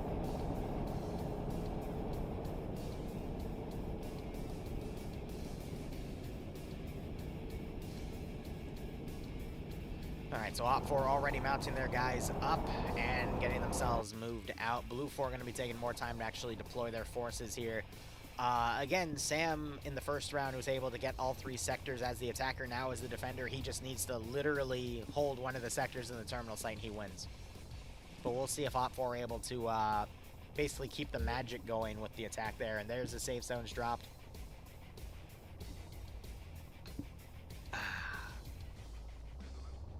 OPFOR already mounted up and ready to go. Blue 4 didn't seem ready just yet. We already see one team driving outwards. Top 3 players last round were Snajapair, Zixme, and wasn't Bluck. It was, I'm blanking on his name. Brother Erectus, that was it. They each got, I think, 5 or 6 kills apiece. I think it was 6. So we'll see how they do this round, but here. So this is Season 2 of HK. They published all the stats from Season 1, and I wanted to share it with you guys. So they have their top 6 commanders. This one won't really come into play today.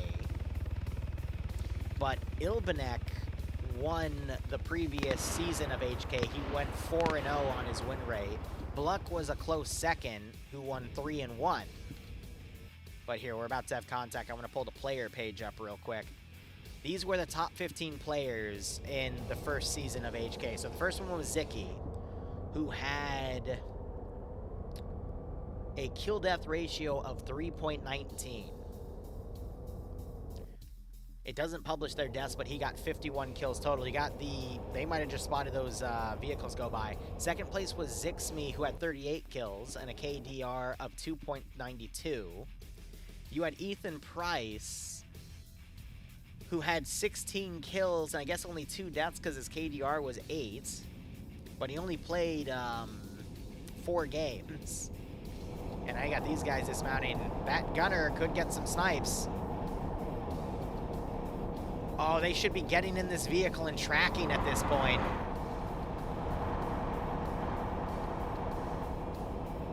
That's too short of an angle to properly RPG things out. Utapu just got out on the right flank. They just engaged and hit the BRDM. Wow. Great intercept there. 3 people get killed off.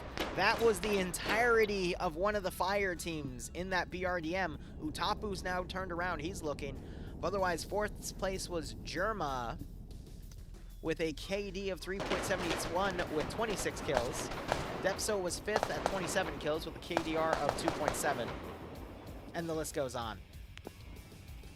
But nonetheless, that was a pretty epic start there to this round. A team picked off prematurely. You still have some vehicles waiting around back at base to be fielded in later.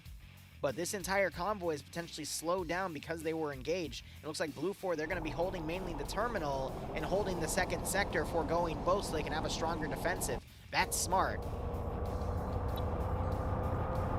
you got this vehicle pulling back. It was Roy DeCamper that got 2 kills. Demovar got 1, and Ibnoman got 2, but a really good opening ambush. Opening ambushes don't really reflect the end of the game at all, but it's a nice pickoff that's going to slow down Op4's push now because they're going to be overly cautious that Blue 4 is able to pick things off. Yeah, just trying to pick up my phone, accidentally dropped it like an idiot.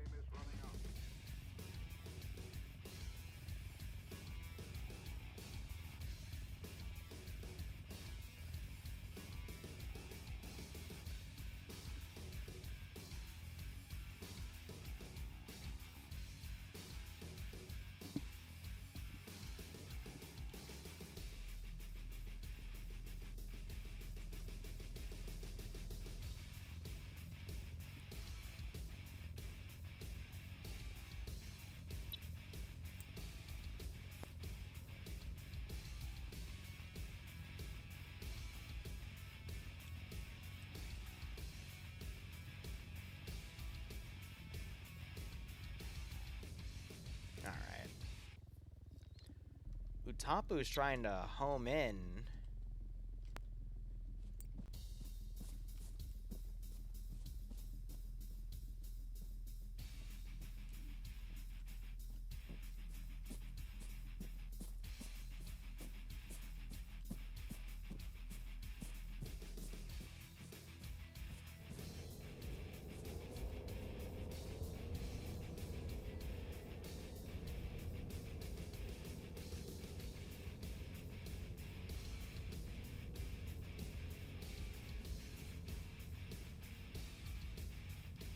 I don't know why he's alone out here with the SVD. Now you got Op4 doing this massive flank around on the south here.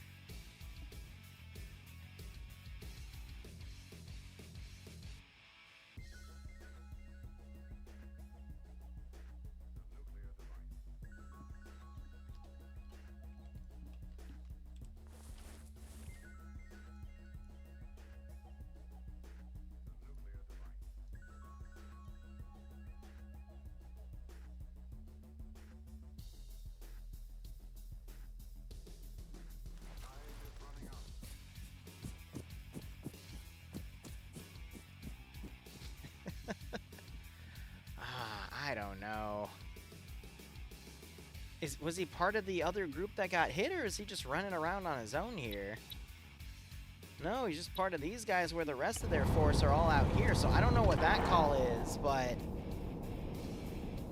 you got the rest of Op4 coming around to the south.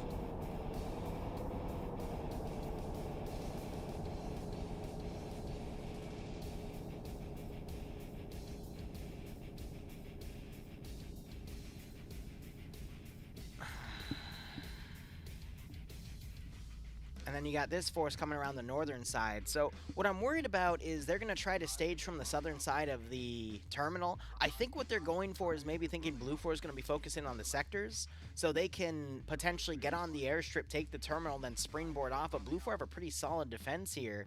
It's just, it's always risky to assault through the open runway of an airstrip.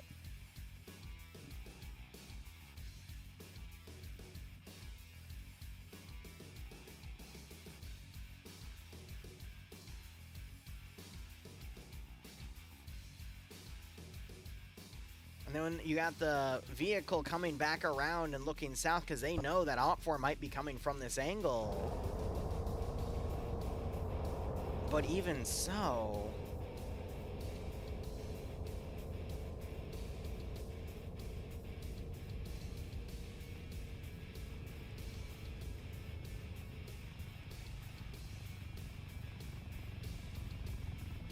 I do hear the drone.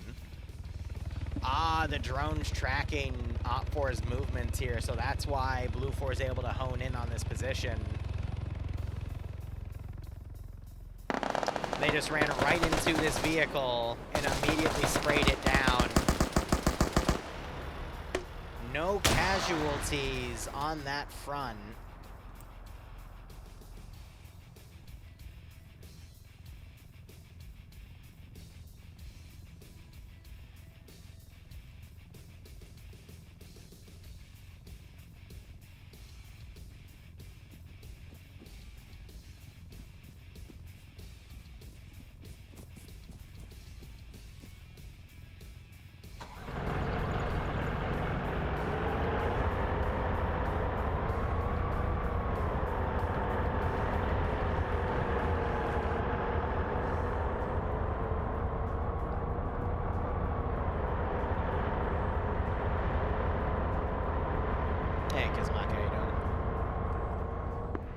So I feel like, they're now firing at the helicopter drone. And it's now pulling away, realizing it is taking fire. I don't know. I feel like OPFOR is now really disorganized on the southern side. We have room for OPFOR to get 2 sectors for free, but they don't really have any reconnaissance to be able to maximize on that. Maybe Utapu can come in and start taking it on his own, but look at how spread out OPFOR is to the south, and then we have this additional team coming out on the flank. Lufor, meanwhile, pretty well defended on the 2 sectors, 2 areas they need to hold. The heli drone is only for scouting, but we have this helicopter using it to basically find where Blue 4 is.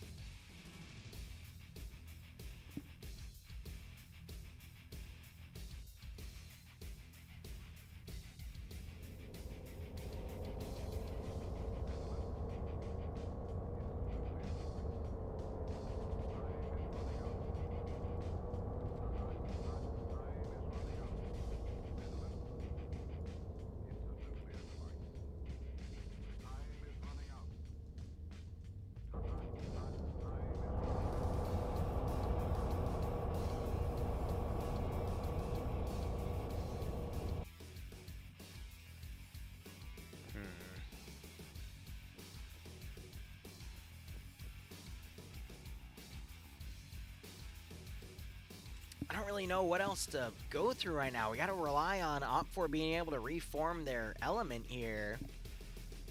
But we see that it looks like their goal is to come into this tree line. But then they're going to still have to assault through an open airfield. You got this force to potentially come up, but they've got open gaps to get to the airfield from here. Specifically this large one. They could utilize this tree line and some of the low ground to come in, but this is a tough one. Like, I get the entire AO is tough here because you do have all these big open areas to work through, but coming onto this airstrip and then passing down, it... Do you have any ideas, chat? Because I'm really trying to get into Settler's head here, and I don't think he's properly read this map.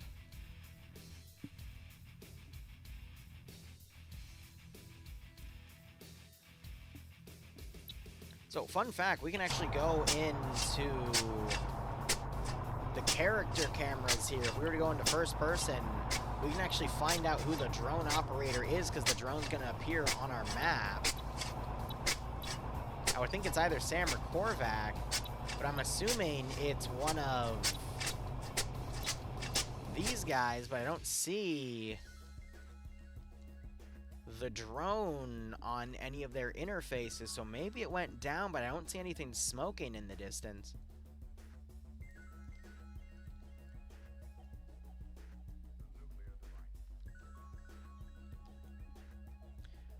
Well, so the they're not drones. The things that go up on the parachutes, those are literally just cameras they fire in the air. Because they don't have any automation to them. It's literally just a camera. Looks like they tried to put a spotting scope up here, and that wasn't successful.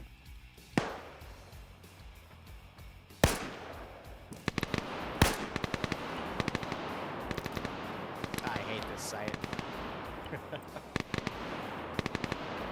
Is that a 260? Ugh. Alright, so we got Blue 4 now suppressing because they've noticed some of the Op 4 coming up from the top of the hill.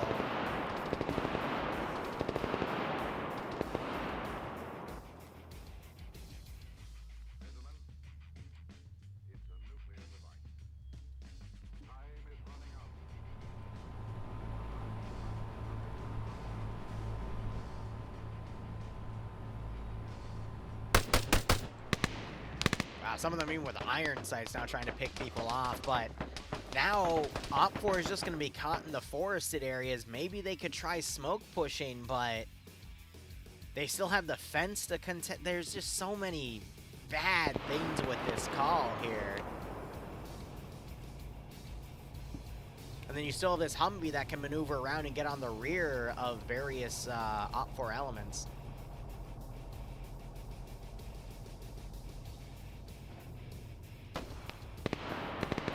These guys seem pretty well coordinated.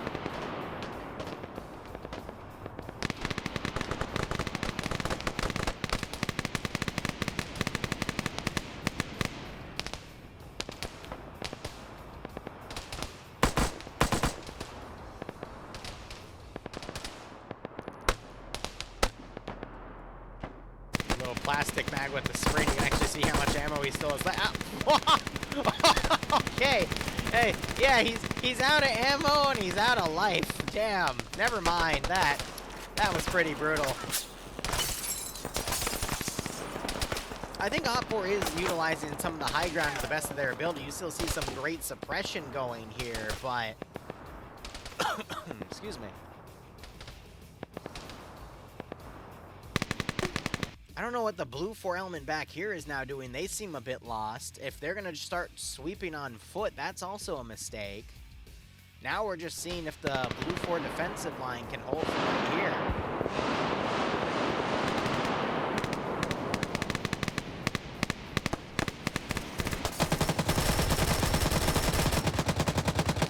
You can hear the sheer amount of firepower that's now going on to this position. The Cord is definitely trying to put as much speed down as it can.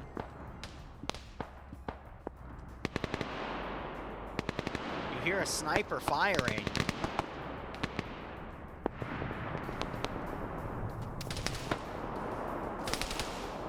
So that's their own 408. Nemesis actually has gotten a kill with it too. That was more than likely BJ. Which is a shame because he did pretty decent in the last round, but he also died in this building. Both rounds he ends up dead in there. What was the point disparity between Blue 4 and Op 4? Now this Cord's taking machine gun fire. I think there is room for Op 4 to overwhelm this defensive garrison because you already see Op 4 getting some great pickoffs of some of the infantry here. And then you could still see Op 4 mount up some of these vehicles and deploy them on the flanks of this position and still have infantry sweep in.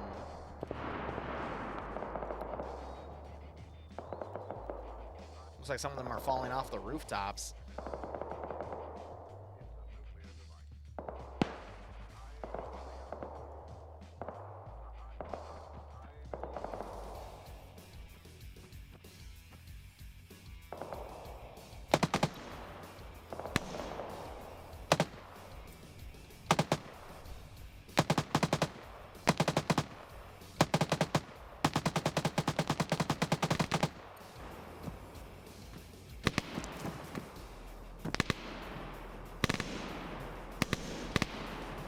Now you got Sector 1 being taken because it looks like a 3-man element came into this area and was able to take it.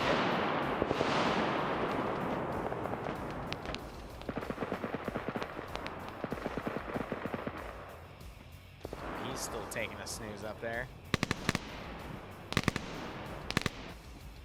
And the main infantry are starting to push. They do have a little bit of a hilltop to work with, but I'm just really worried about this danger crossing. But we could still see it turn around if Op 4 decide to mount up in some of their mobile vehicles and push across. But they need to get more forces in position to do some proper suppression. Plus, you might start seeing... no, Blue 4 is going to keep their forces pinned on Sector 2 because they're going to be worried that that sector was just taken. So in the event that Op 4 take 2 sectors in a terminal or the 3rd sector, they're going to win this round. But if Op 4 or Blue 4 can hold 2 of the sectors in the terminal, they will still win this out. Or, excuse me, 1 sector and 1 terminal. So it's going to be a tough game for Op 4 to win here.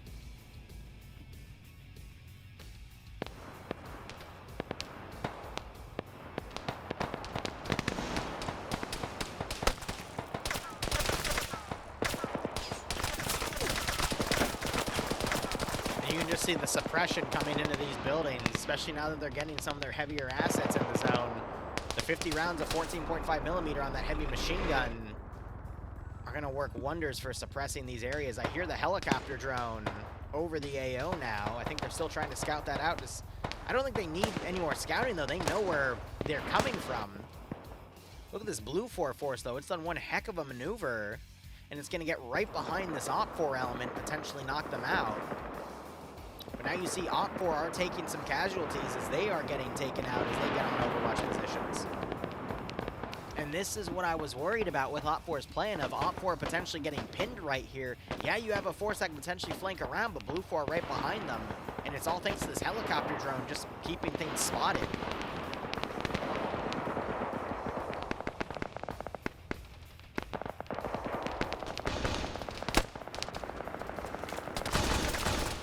still see some people getting knocked out here.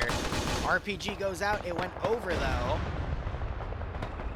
BRDM is unfazed, though. Next round comes in. That is a hit. That was, I think, by a Moz gunner of some sort. Or by one of the modified RPGs that the Polish forces have.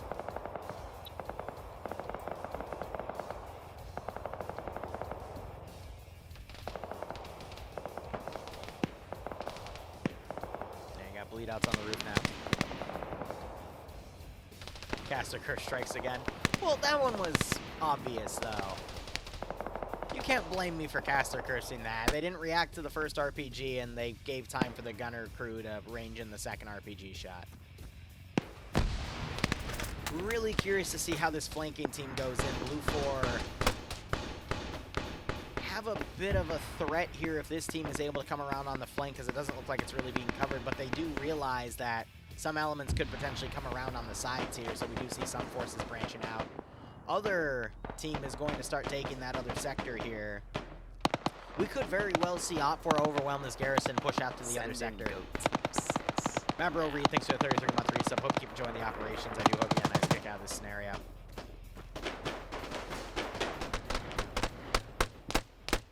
You do see as Op4 now starting to get into setup positions here. They're just getting knocked out by Blue 4's magnified optics.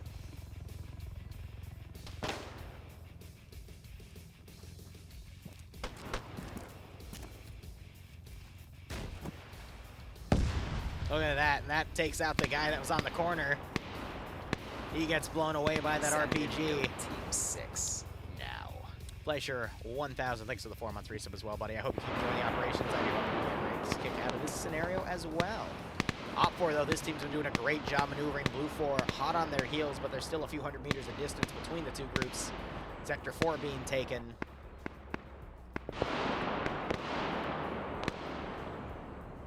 And we still have 34 minutes left in the zone. BTR now pushing up. I think Blue 4 still have plenty of AT. But Op4 have been unable to really push any vehicles up to mount up a bunch of guys and try to cross. You see that Op4, they're putting the smokes down. They're trying to recover their wounded.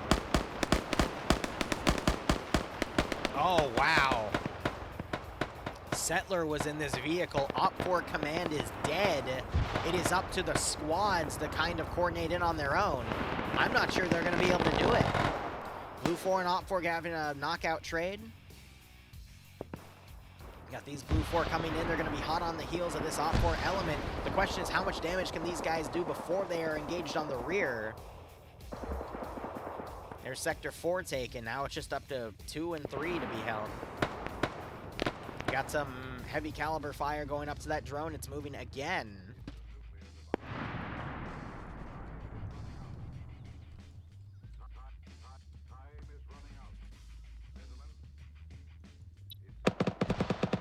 Still only on 1 kill with that vehicle. Drone taking some 14.5mm fire, and it's just flying away. Got a beautiful GL hit there. That gets another knockout, and you got 2 wounded now being dragged back.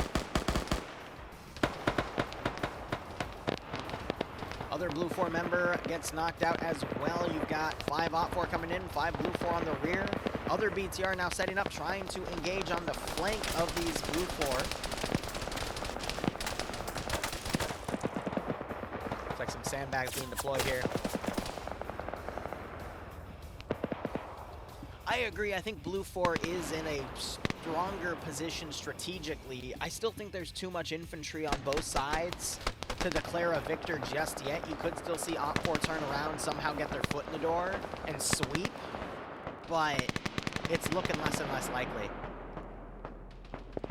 This is round 2. HK does 2 rounds that are identical, and they just switch the sides. And then whichever commander scores more objective points by the end of both weeks is declared the winner. So now you got Blue 4 coming in here. Lolo gets a knockout, doesn't notice the other guy down the hall. And now you have Op4 getting shot in the back here, and they are getting pretty badly taken out.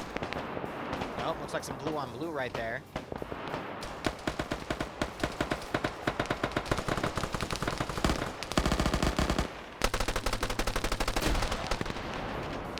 4 are just getting torn apart here. That is 2 remaining up. Lolo probably wants to get that double tap. We got another team of 4 coming around, but Blue Force plugged that gap. Now you just have that major force on the other side. This team now coming into Sector 2, but Blue Force has a decent defensive line. Even if they get shot out, there's an internal defensive line, and there's another defensive line that can turn around and push. It's really just going to be up to Op4 having a guy in a position to get a multi-kill. Jerma, he was one of the guys that had one of the highest kill counts in the previous season. I'm not sure if he can recreate that magic, but he is in an infiltrator position here. Not a lot of Blue 4 around. He could just silently pick a lot of people off. Just curious, is Blue 4 Command still alive? His 2IC is dead. He was over here, but no, he's staying by the terminal site. Just ordering commands through the radio. Not a bad call.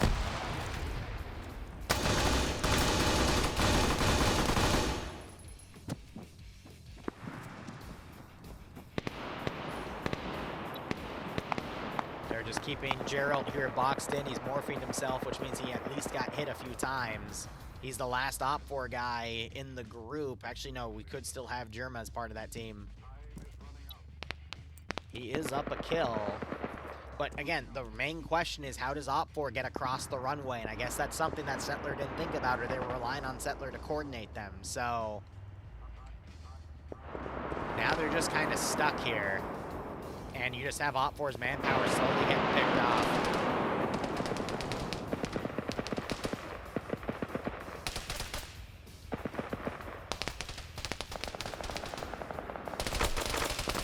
Yeah, you see these guys getting hit because they're getting basically picked off through little keyholes here.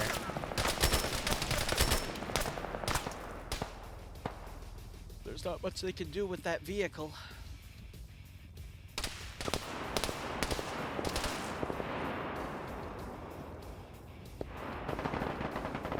Get a great honor of having a Banks mission or 2 later in the season. Fair enough. But yeah, these are the Hunt IR rounds. It's literally just a camera attached to a parachute. They fire the camera out of the 40mm slot. Looks like they pushed up and they were able to take out that one lone defender. And there's the double tapping shots. Meanwhile, I can't tell. Okay, no, so both of those Blue 4 members were taken out by Germa. Or Jamera.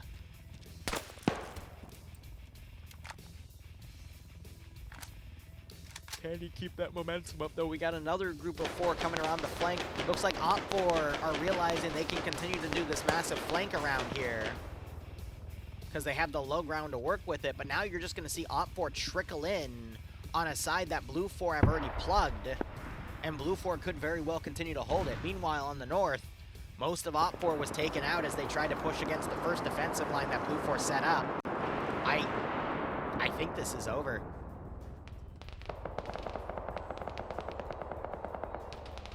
Righto, Banks.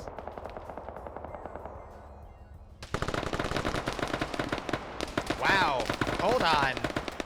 Triple knockout for this next group. I thought Blue 4 would be smart and watch security on their rear. Evidently, that is not the case. That changes the game here. This 4-man team now creating a beachhead. Ow, my God. Zixme, I think, just got a triple with that one. And there's the double tap officiating the triple. Wow.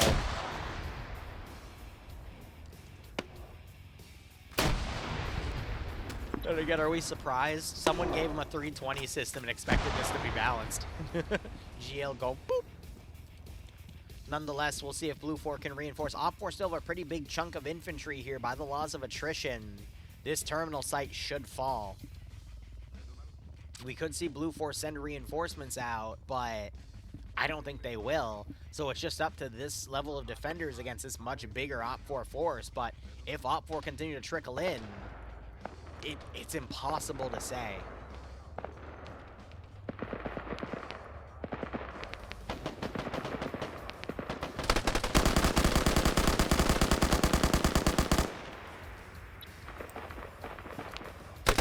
against Liru, but it's unable to get the key. Never mind. Blue 4 are Polish, Op 4 are Belarus Spetsnaz, or Belarusian Spetsnaz. Now you got Jamera still crawling around this building here. On 2 kills, he's the closest to the terminal, but there's a lot of defenders in the way. I find it interesting, the central garrison actually came out and reinforced the defensive line against now what remains to be 2 infantry with 2 additional wounded, but neither of these guys are a medic, and they might not have the medical ability to bring them back up. But they are trying.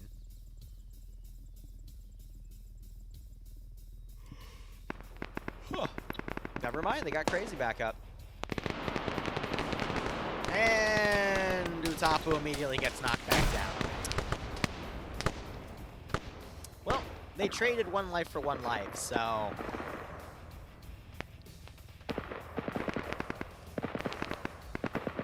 Looks like they're working on some of the unconscious guys that were left up, so they're going to be able to get their 4 back up to 4 out of the 5. We still have Germa. Look at that little camping spot he's got, though. But he needs to go on the offensive.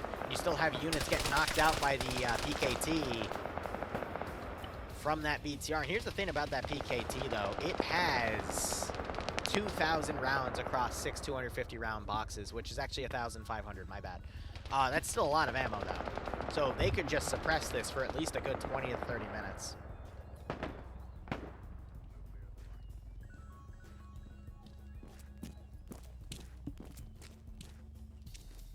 Yeah, we hear some footsteps up there. Baku up a kill. He hears someone moving around up here. Gets into a 1v1 Jamera. He throws a grenade. It's short. Shuts the door. Ooh, grenades are starting to knock the building out. 3 fires out the corner. As Baku now runs out of the building and gets low. Meanwhile, Blue 4 have 3 people. They're holding this force coming in. As Op 4 are attempting to assault with another force, we have 2 bodies, though, from knockouts, and this is a bulk of the remaining Op 4 infantry. Normally, I would say 3 can't really hold against a group 3 times their size, but Op 4 assaulting through the open, forced to pop a lot of concealment to try to get to the tree line. They don't know where the shots are coming from. You see a lot of blind suppression here. This is giving Blue 4 some time to disseminate further back and create new kill zones.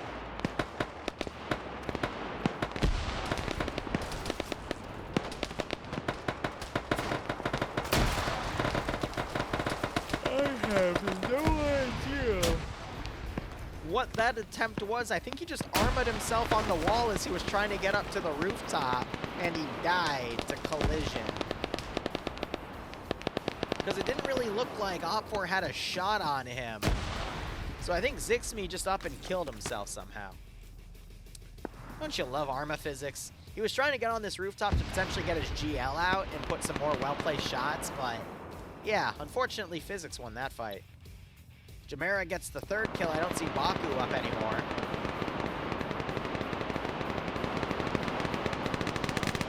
Now you got some blind suppression out from Ivnomain after he gets 2 knockouts and then a 3rd.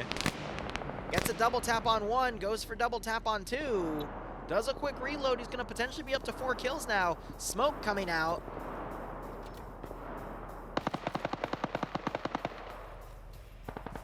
He's going to continue a wide flank.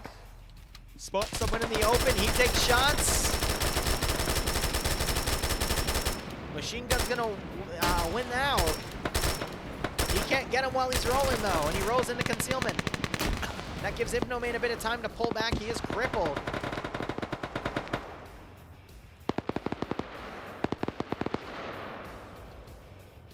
Now you got Op 4 pushing, but with the remaining infantry compared to what we have internally, it might not be enough.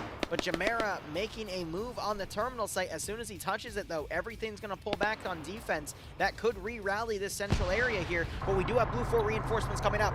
That is 4 guys coming up. 2-minute hack started. Now you're going to see all of Blue 4 come out of these garrisons to try to stop this area. First up, closest guy is Blue 4 Command. 2 minutes is a lot of time, and you got the reinforcing trucks coming as well. You can't oh my gosh, you can't fire through those stairs. Grenade rolls in. Oh, he ran into another building.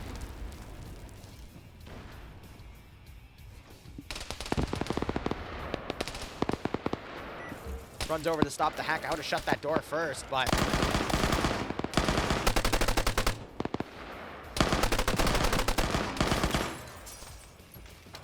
Jamera trying to get the kill. Both sides do a reload.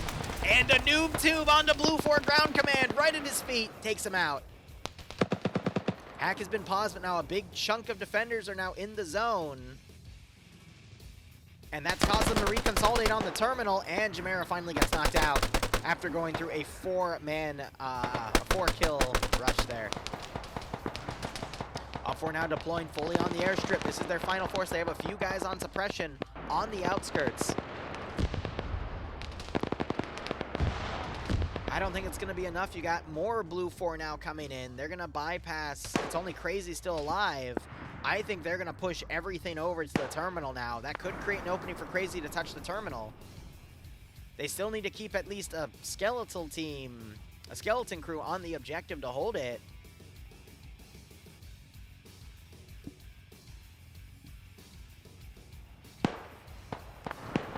Points-wise, though, it should be 4-6.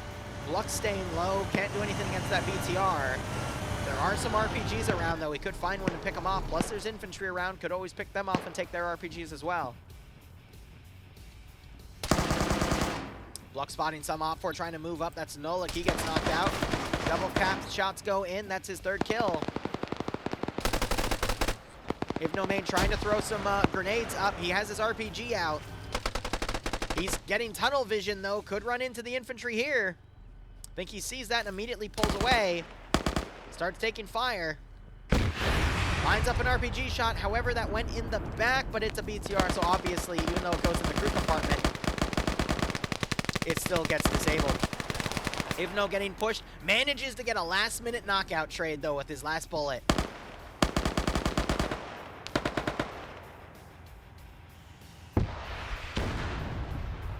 Other RPG comes in, knocks out the other BTR, and I think Blue 4 has successfully held.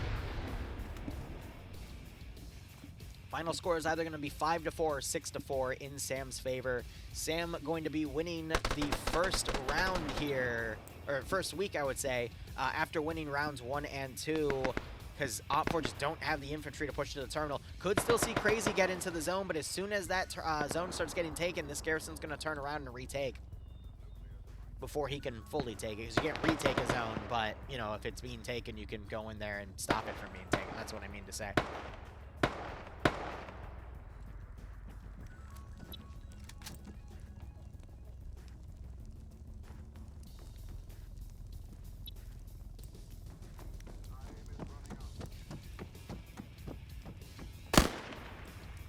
Good knockout shot. So 1 tap on Rizbo. That man is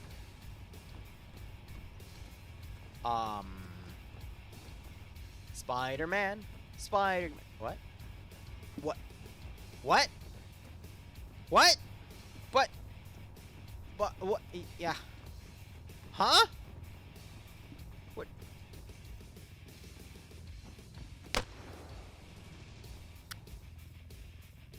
Okay. Oh, look, another open area smoke push. Maybe it'll work this time, right, guys? Actually, it might work.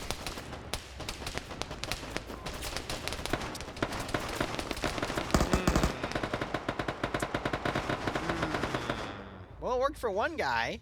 That's a frag. He just fragged himself. Excellent. Yeah. Okay.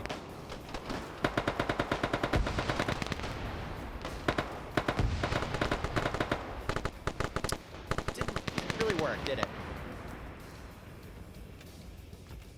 Yeah, Blue 4 just cleaning up the remaining infantry. Crazy pushing into the sector. These 4 are pushing back in to hold it with the skeleton crew. I mean, well, okay, we got some Blue 4 still getting picked off in the back line. That was, I think, was it Bluck? Yep, Bluck on 6 kills, though. Not bad. Zixby on 5. I think he got revived after he called out that he got killed on the wall right there. He did get armored. So, you can just contact the admin and say, hey, I got Arma killed off the wall, because there was no way OPFOR had a line on him. He just literally tried to climb the wall and instead clipped on the wall and killed himself, which is unfortunate, but it does happen. How do we have a knockout here? I think WikiQuartz just fell off the rooftop and knocked himself out. That's brilliant. Crazy does have an opportunity if he gets 2 kills, but, I mean, by then, 4 more bodies are going to run in. So, can Crazy channel his inner Audrey Hotto and still score a victory by taking this sector from Blue 4 and win the match? Let's find out later. Mission ends in 15 minutes. Zixby flanking around, misses the GL. I went off over there. I don't know. Weird. Another GL goes out. He's just, I think, trying to get a direct hit with it.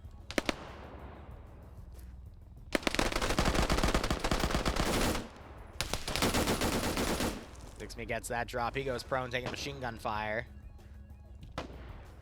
Oh, we still have the guys up here. Ah, yes, ye old Overwatch fallacy.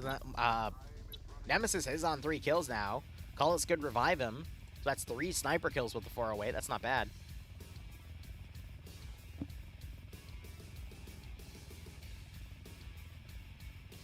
Well, so in the previous round, OPFOR was able to take all 3 sectors and technically win the match. This round, they were only able to take those sectors because Blue 4 didn't defend them.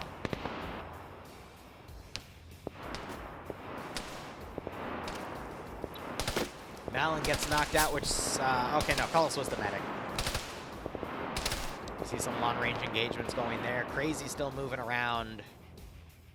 Trying to move building to building, find where those defenders are, because he's not taking the sector, which means there are Blue 4 in the zone.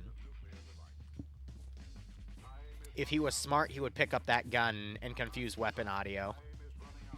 But at the same time, since there isn't an active firefight, it's not going to be as effective.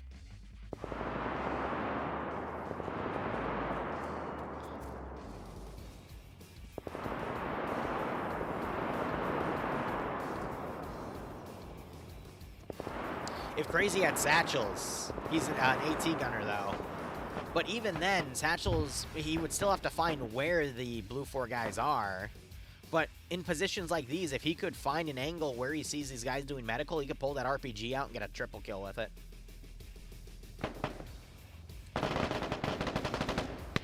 Alright, Blue 4 just cleaned up all the OPFOR guys remain on that side. You got Giovanni and Maxic potentially coming around. They could engage the marksman out here.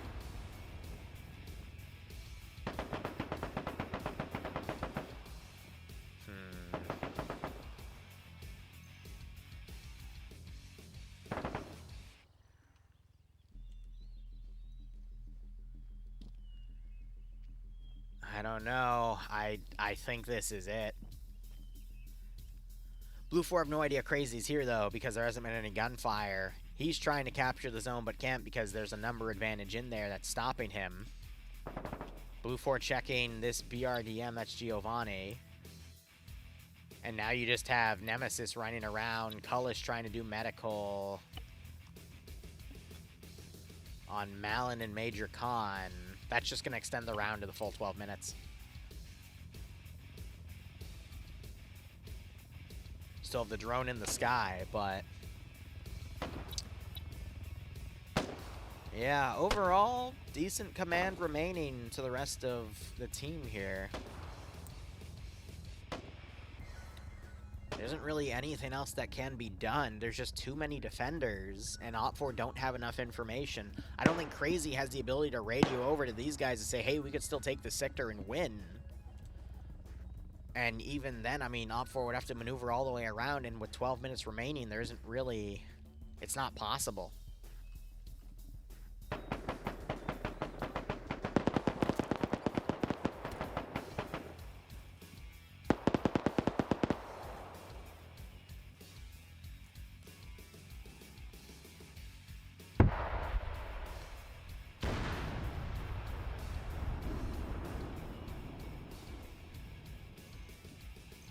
And I think Cullis just got found and picked off as he was attempting to do medical.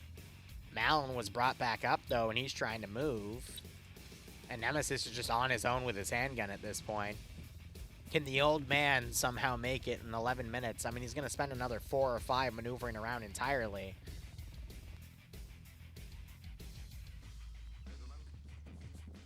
Looks like these two were able to fully medic him. Look at how many wounds he took by falling off the building, though. That's at least, what, 2, 3, 4, 5, 6, 7?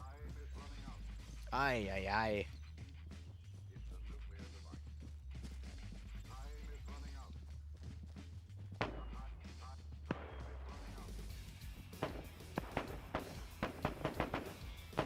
Still have some shots going out. Blue on blue, though.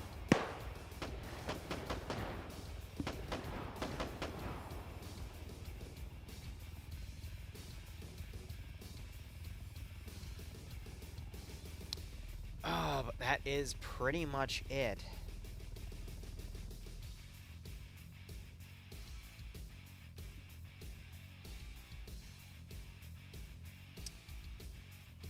Someone gonna look out the window.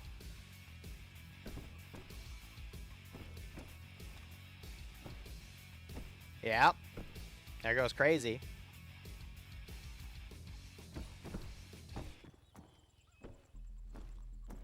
I think he's asking his battle buddy to come out and go, hey, is that a friendly? He just RPG'd the guy in there.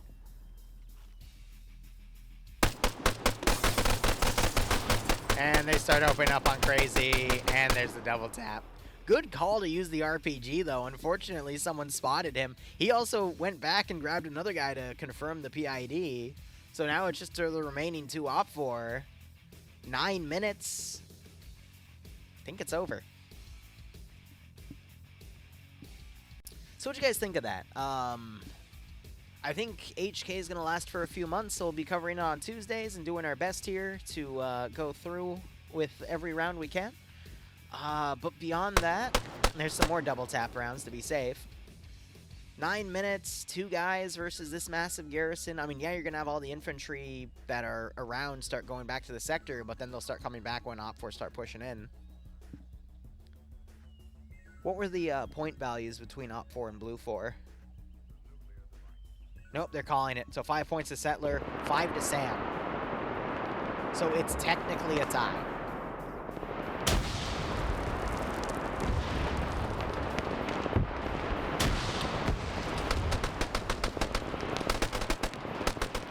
The only thing I can think of then is the sectors and terminals were all 2 points apiece, and then if you kill the enemy commander, you gain a bonus point. That's the only way I can think of where it was tied 5-5. So since we're basing it off of the community, that means it technically was a tied game, so I have to refund the payout. So I apologize. Nothing we cancel the poll as. But anyway, we'll be back maybe later for some mission dev. See, you literally caster cursed yourself. He viewer cursed his bet. Oh. I love it. Anyway, thank you so much for watching. Go operate operationally. Enjoy the rest of your day or night. Cheers, and have a good one.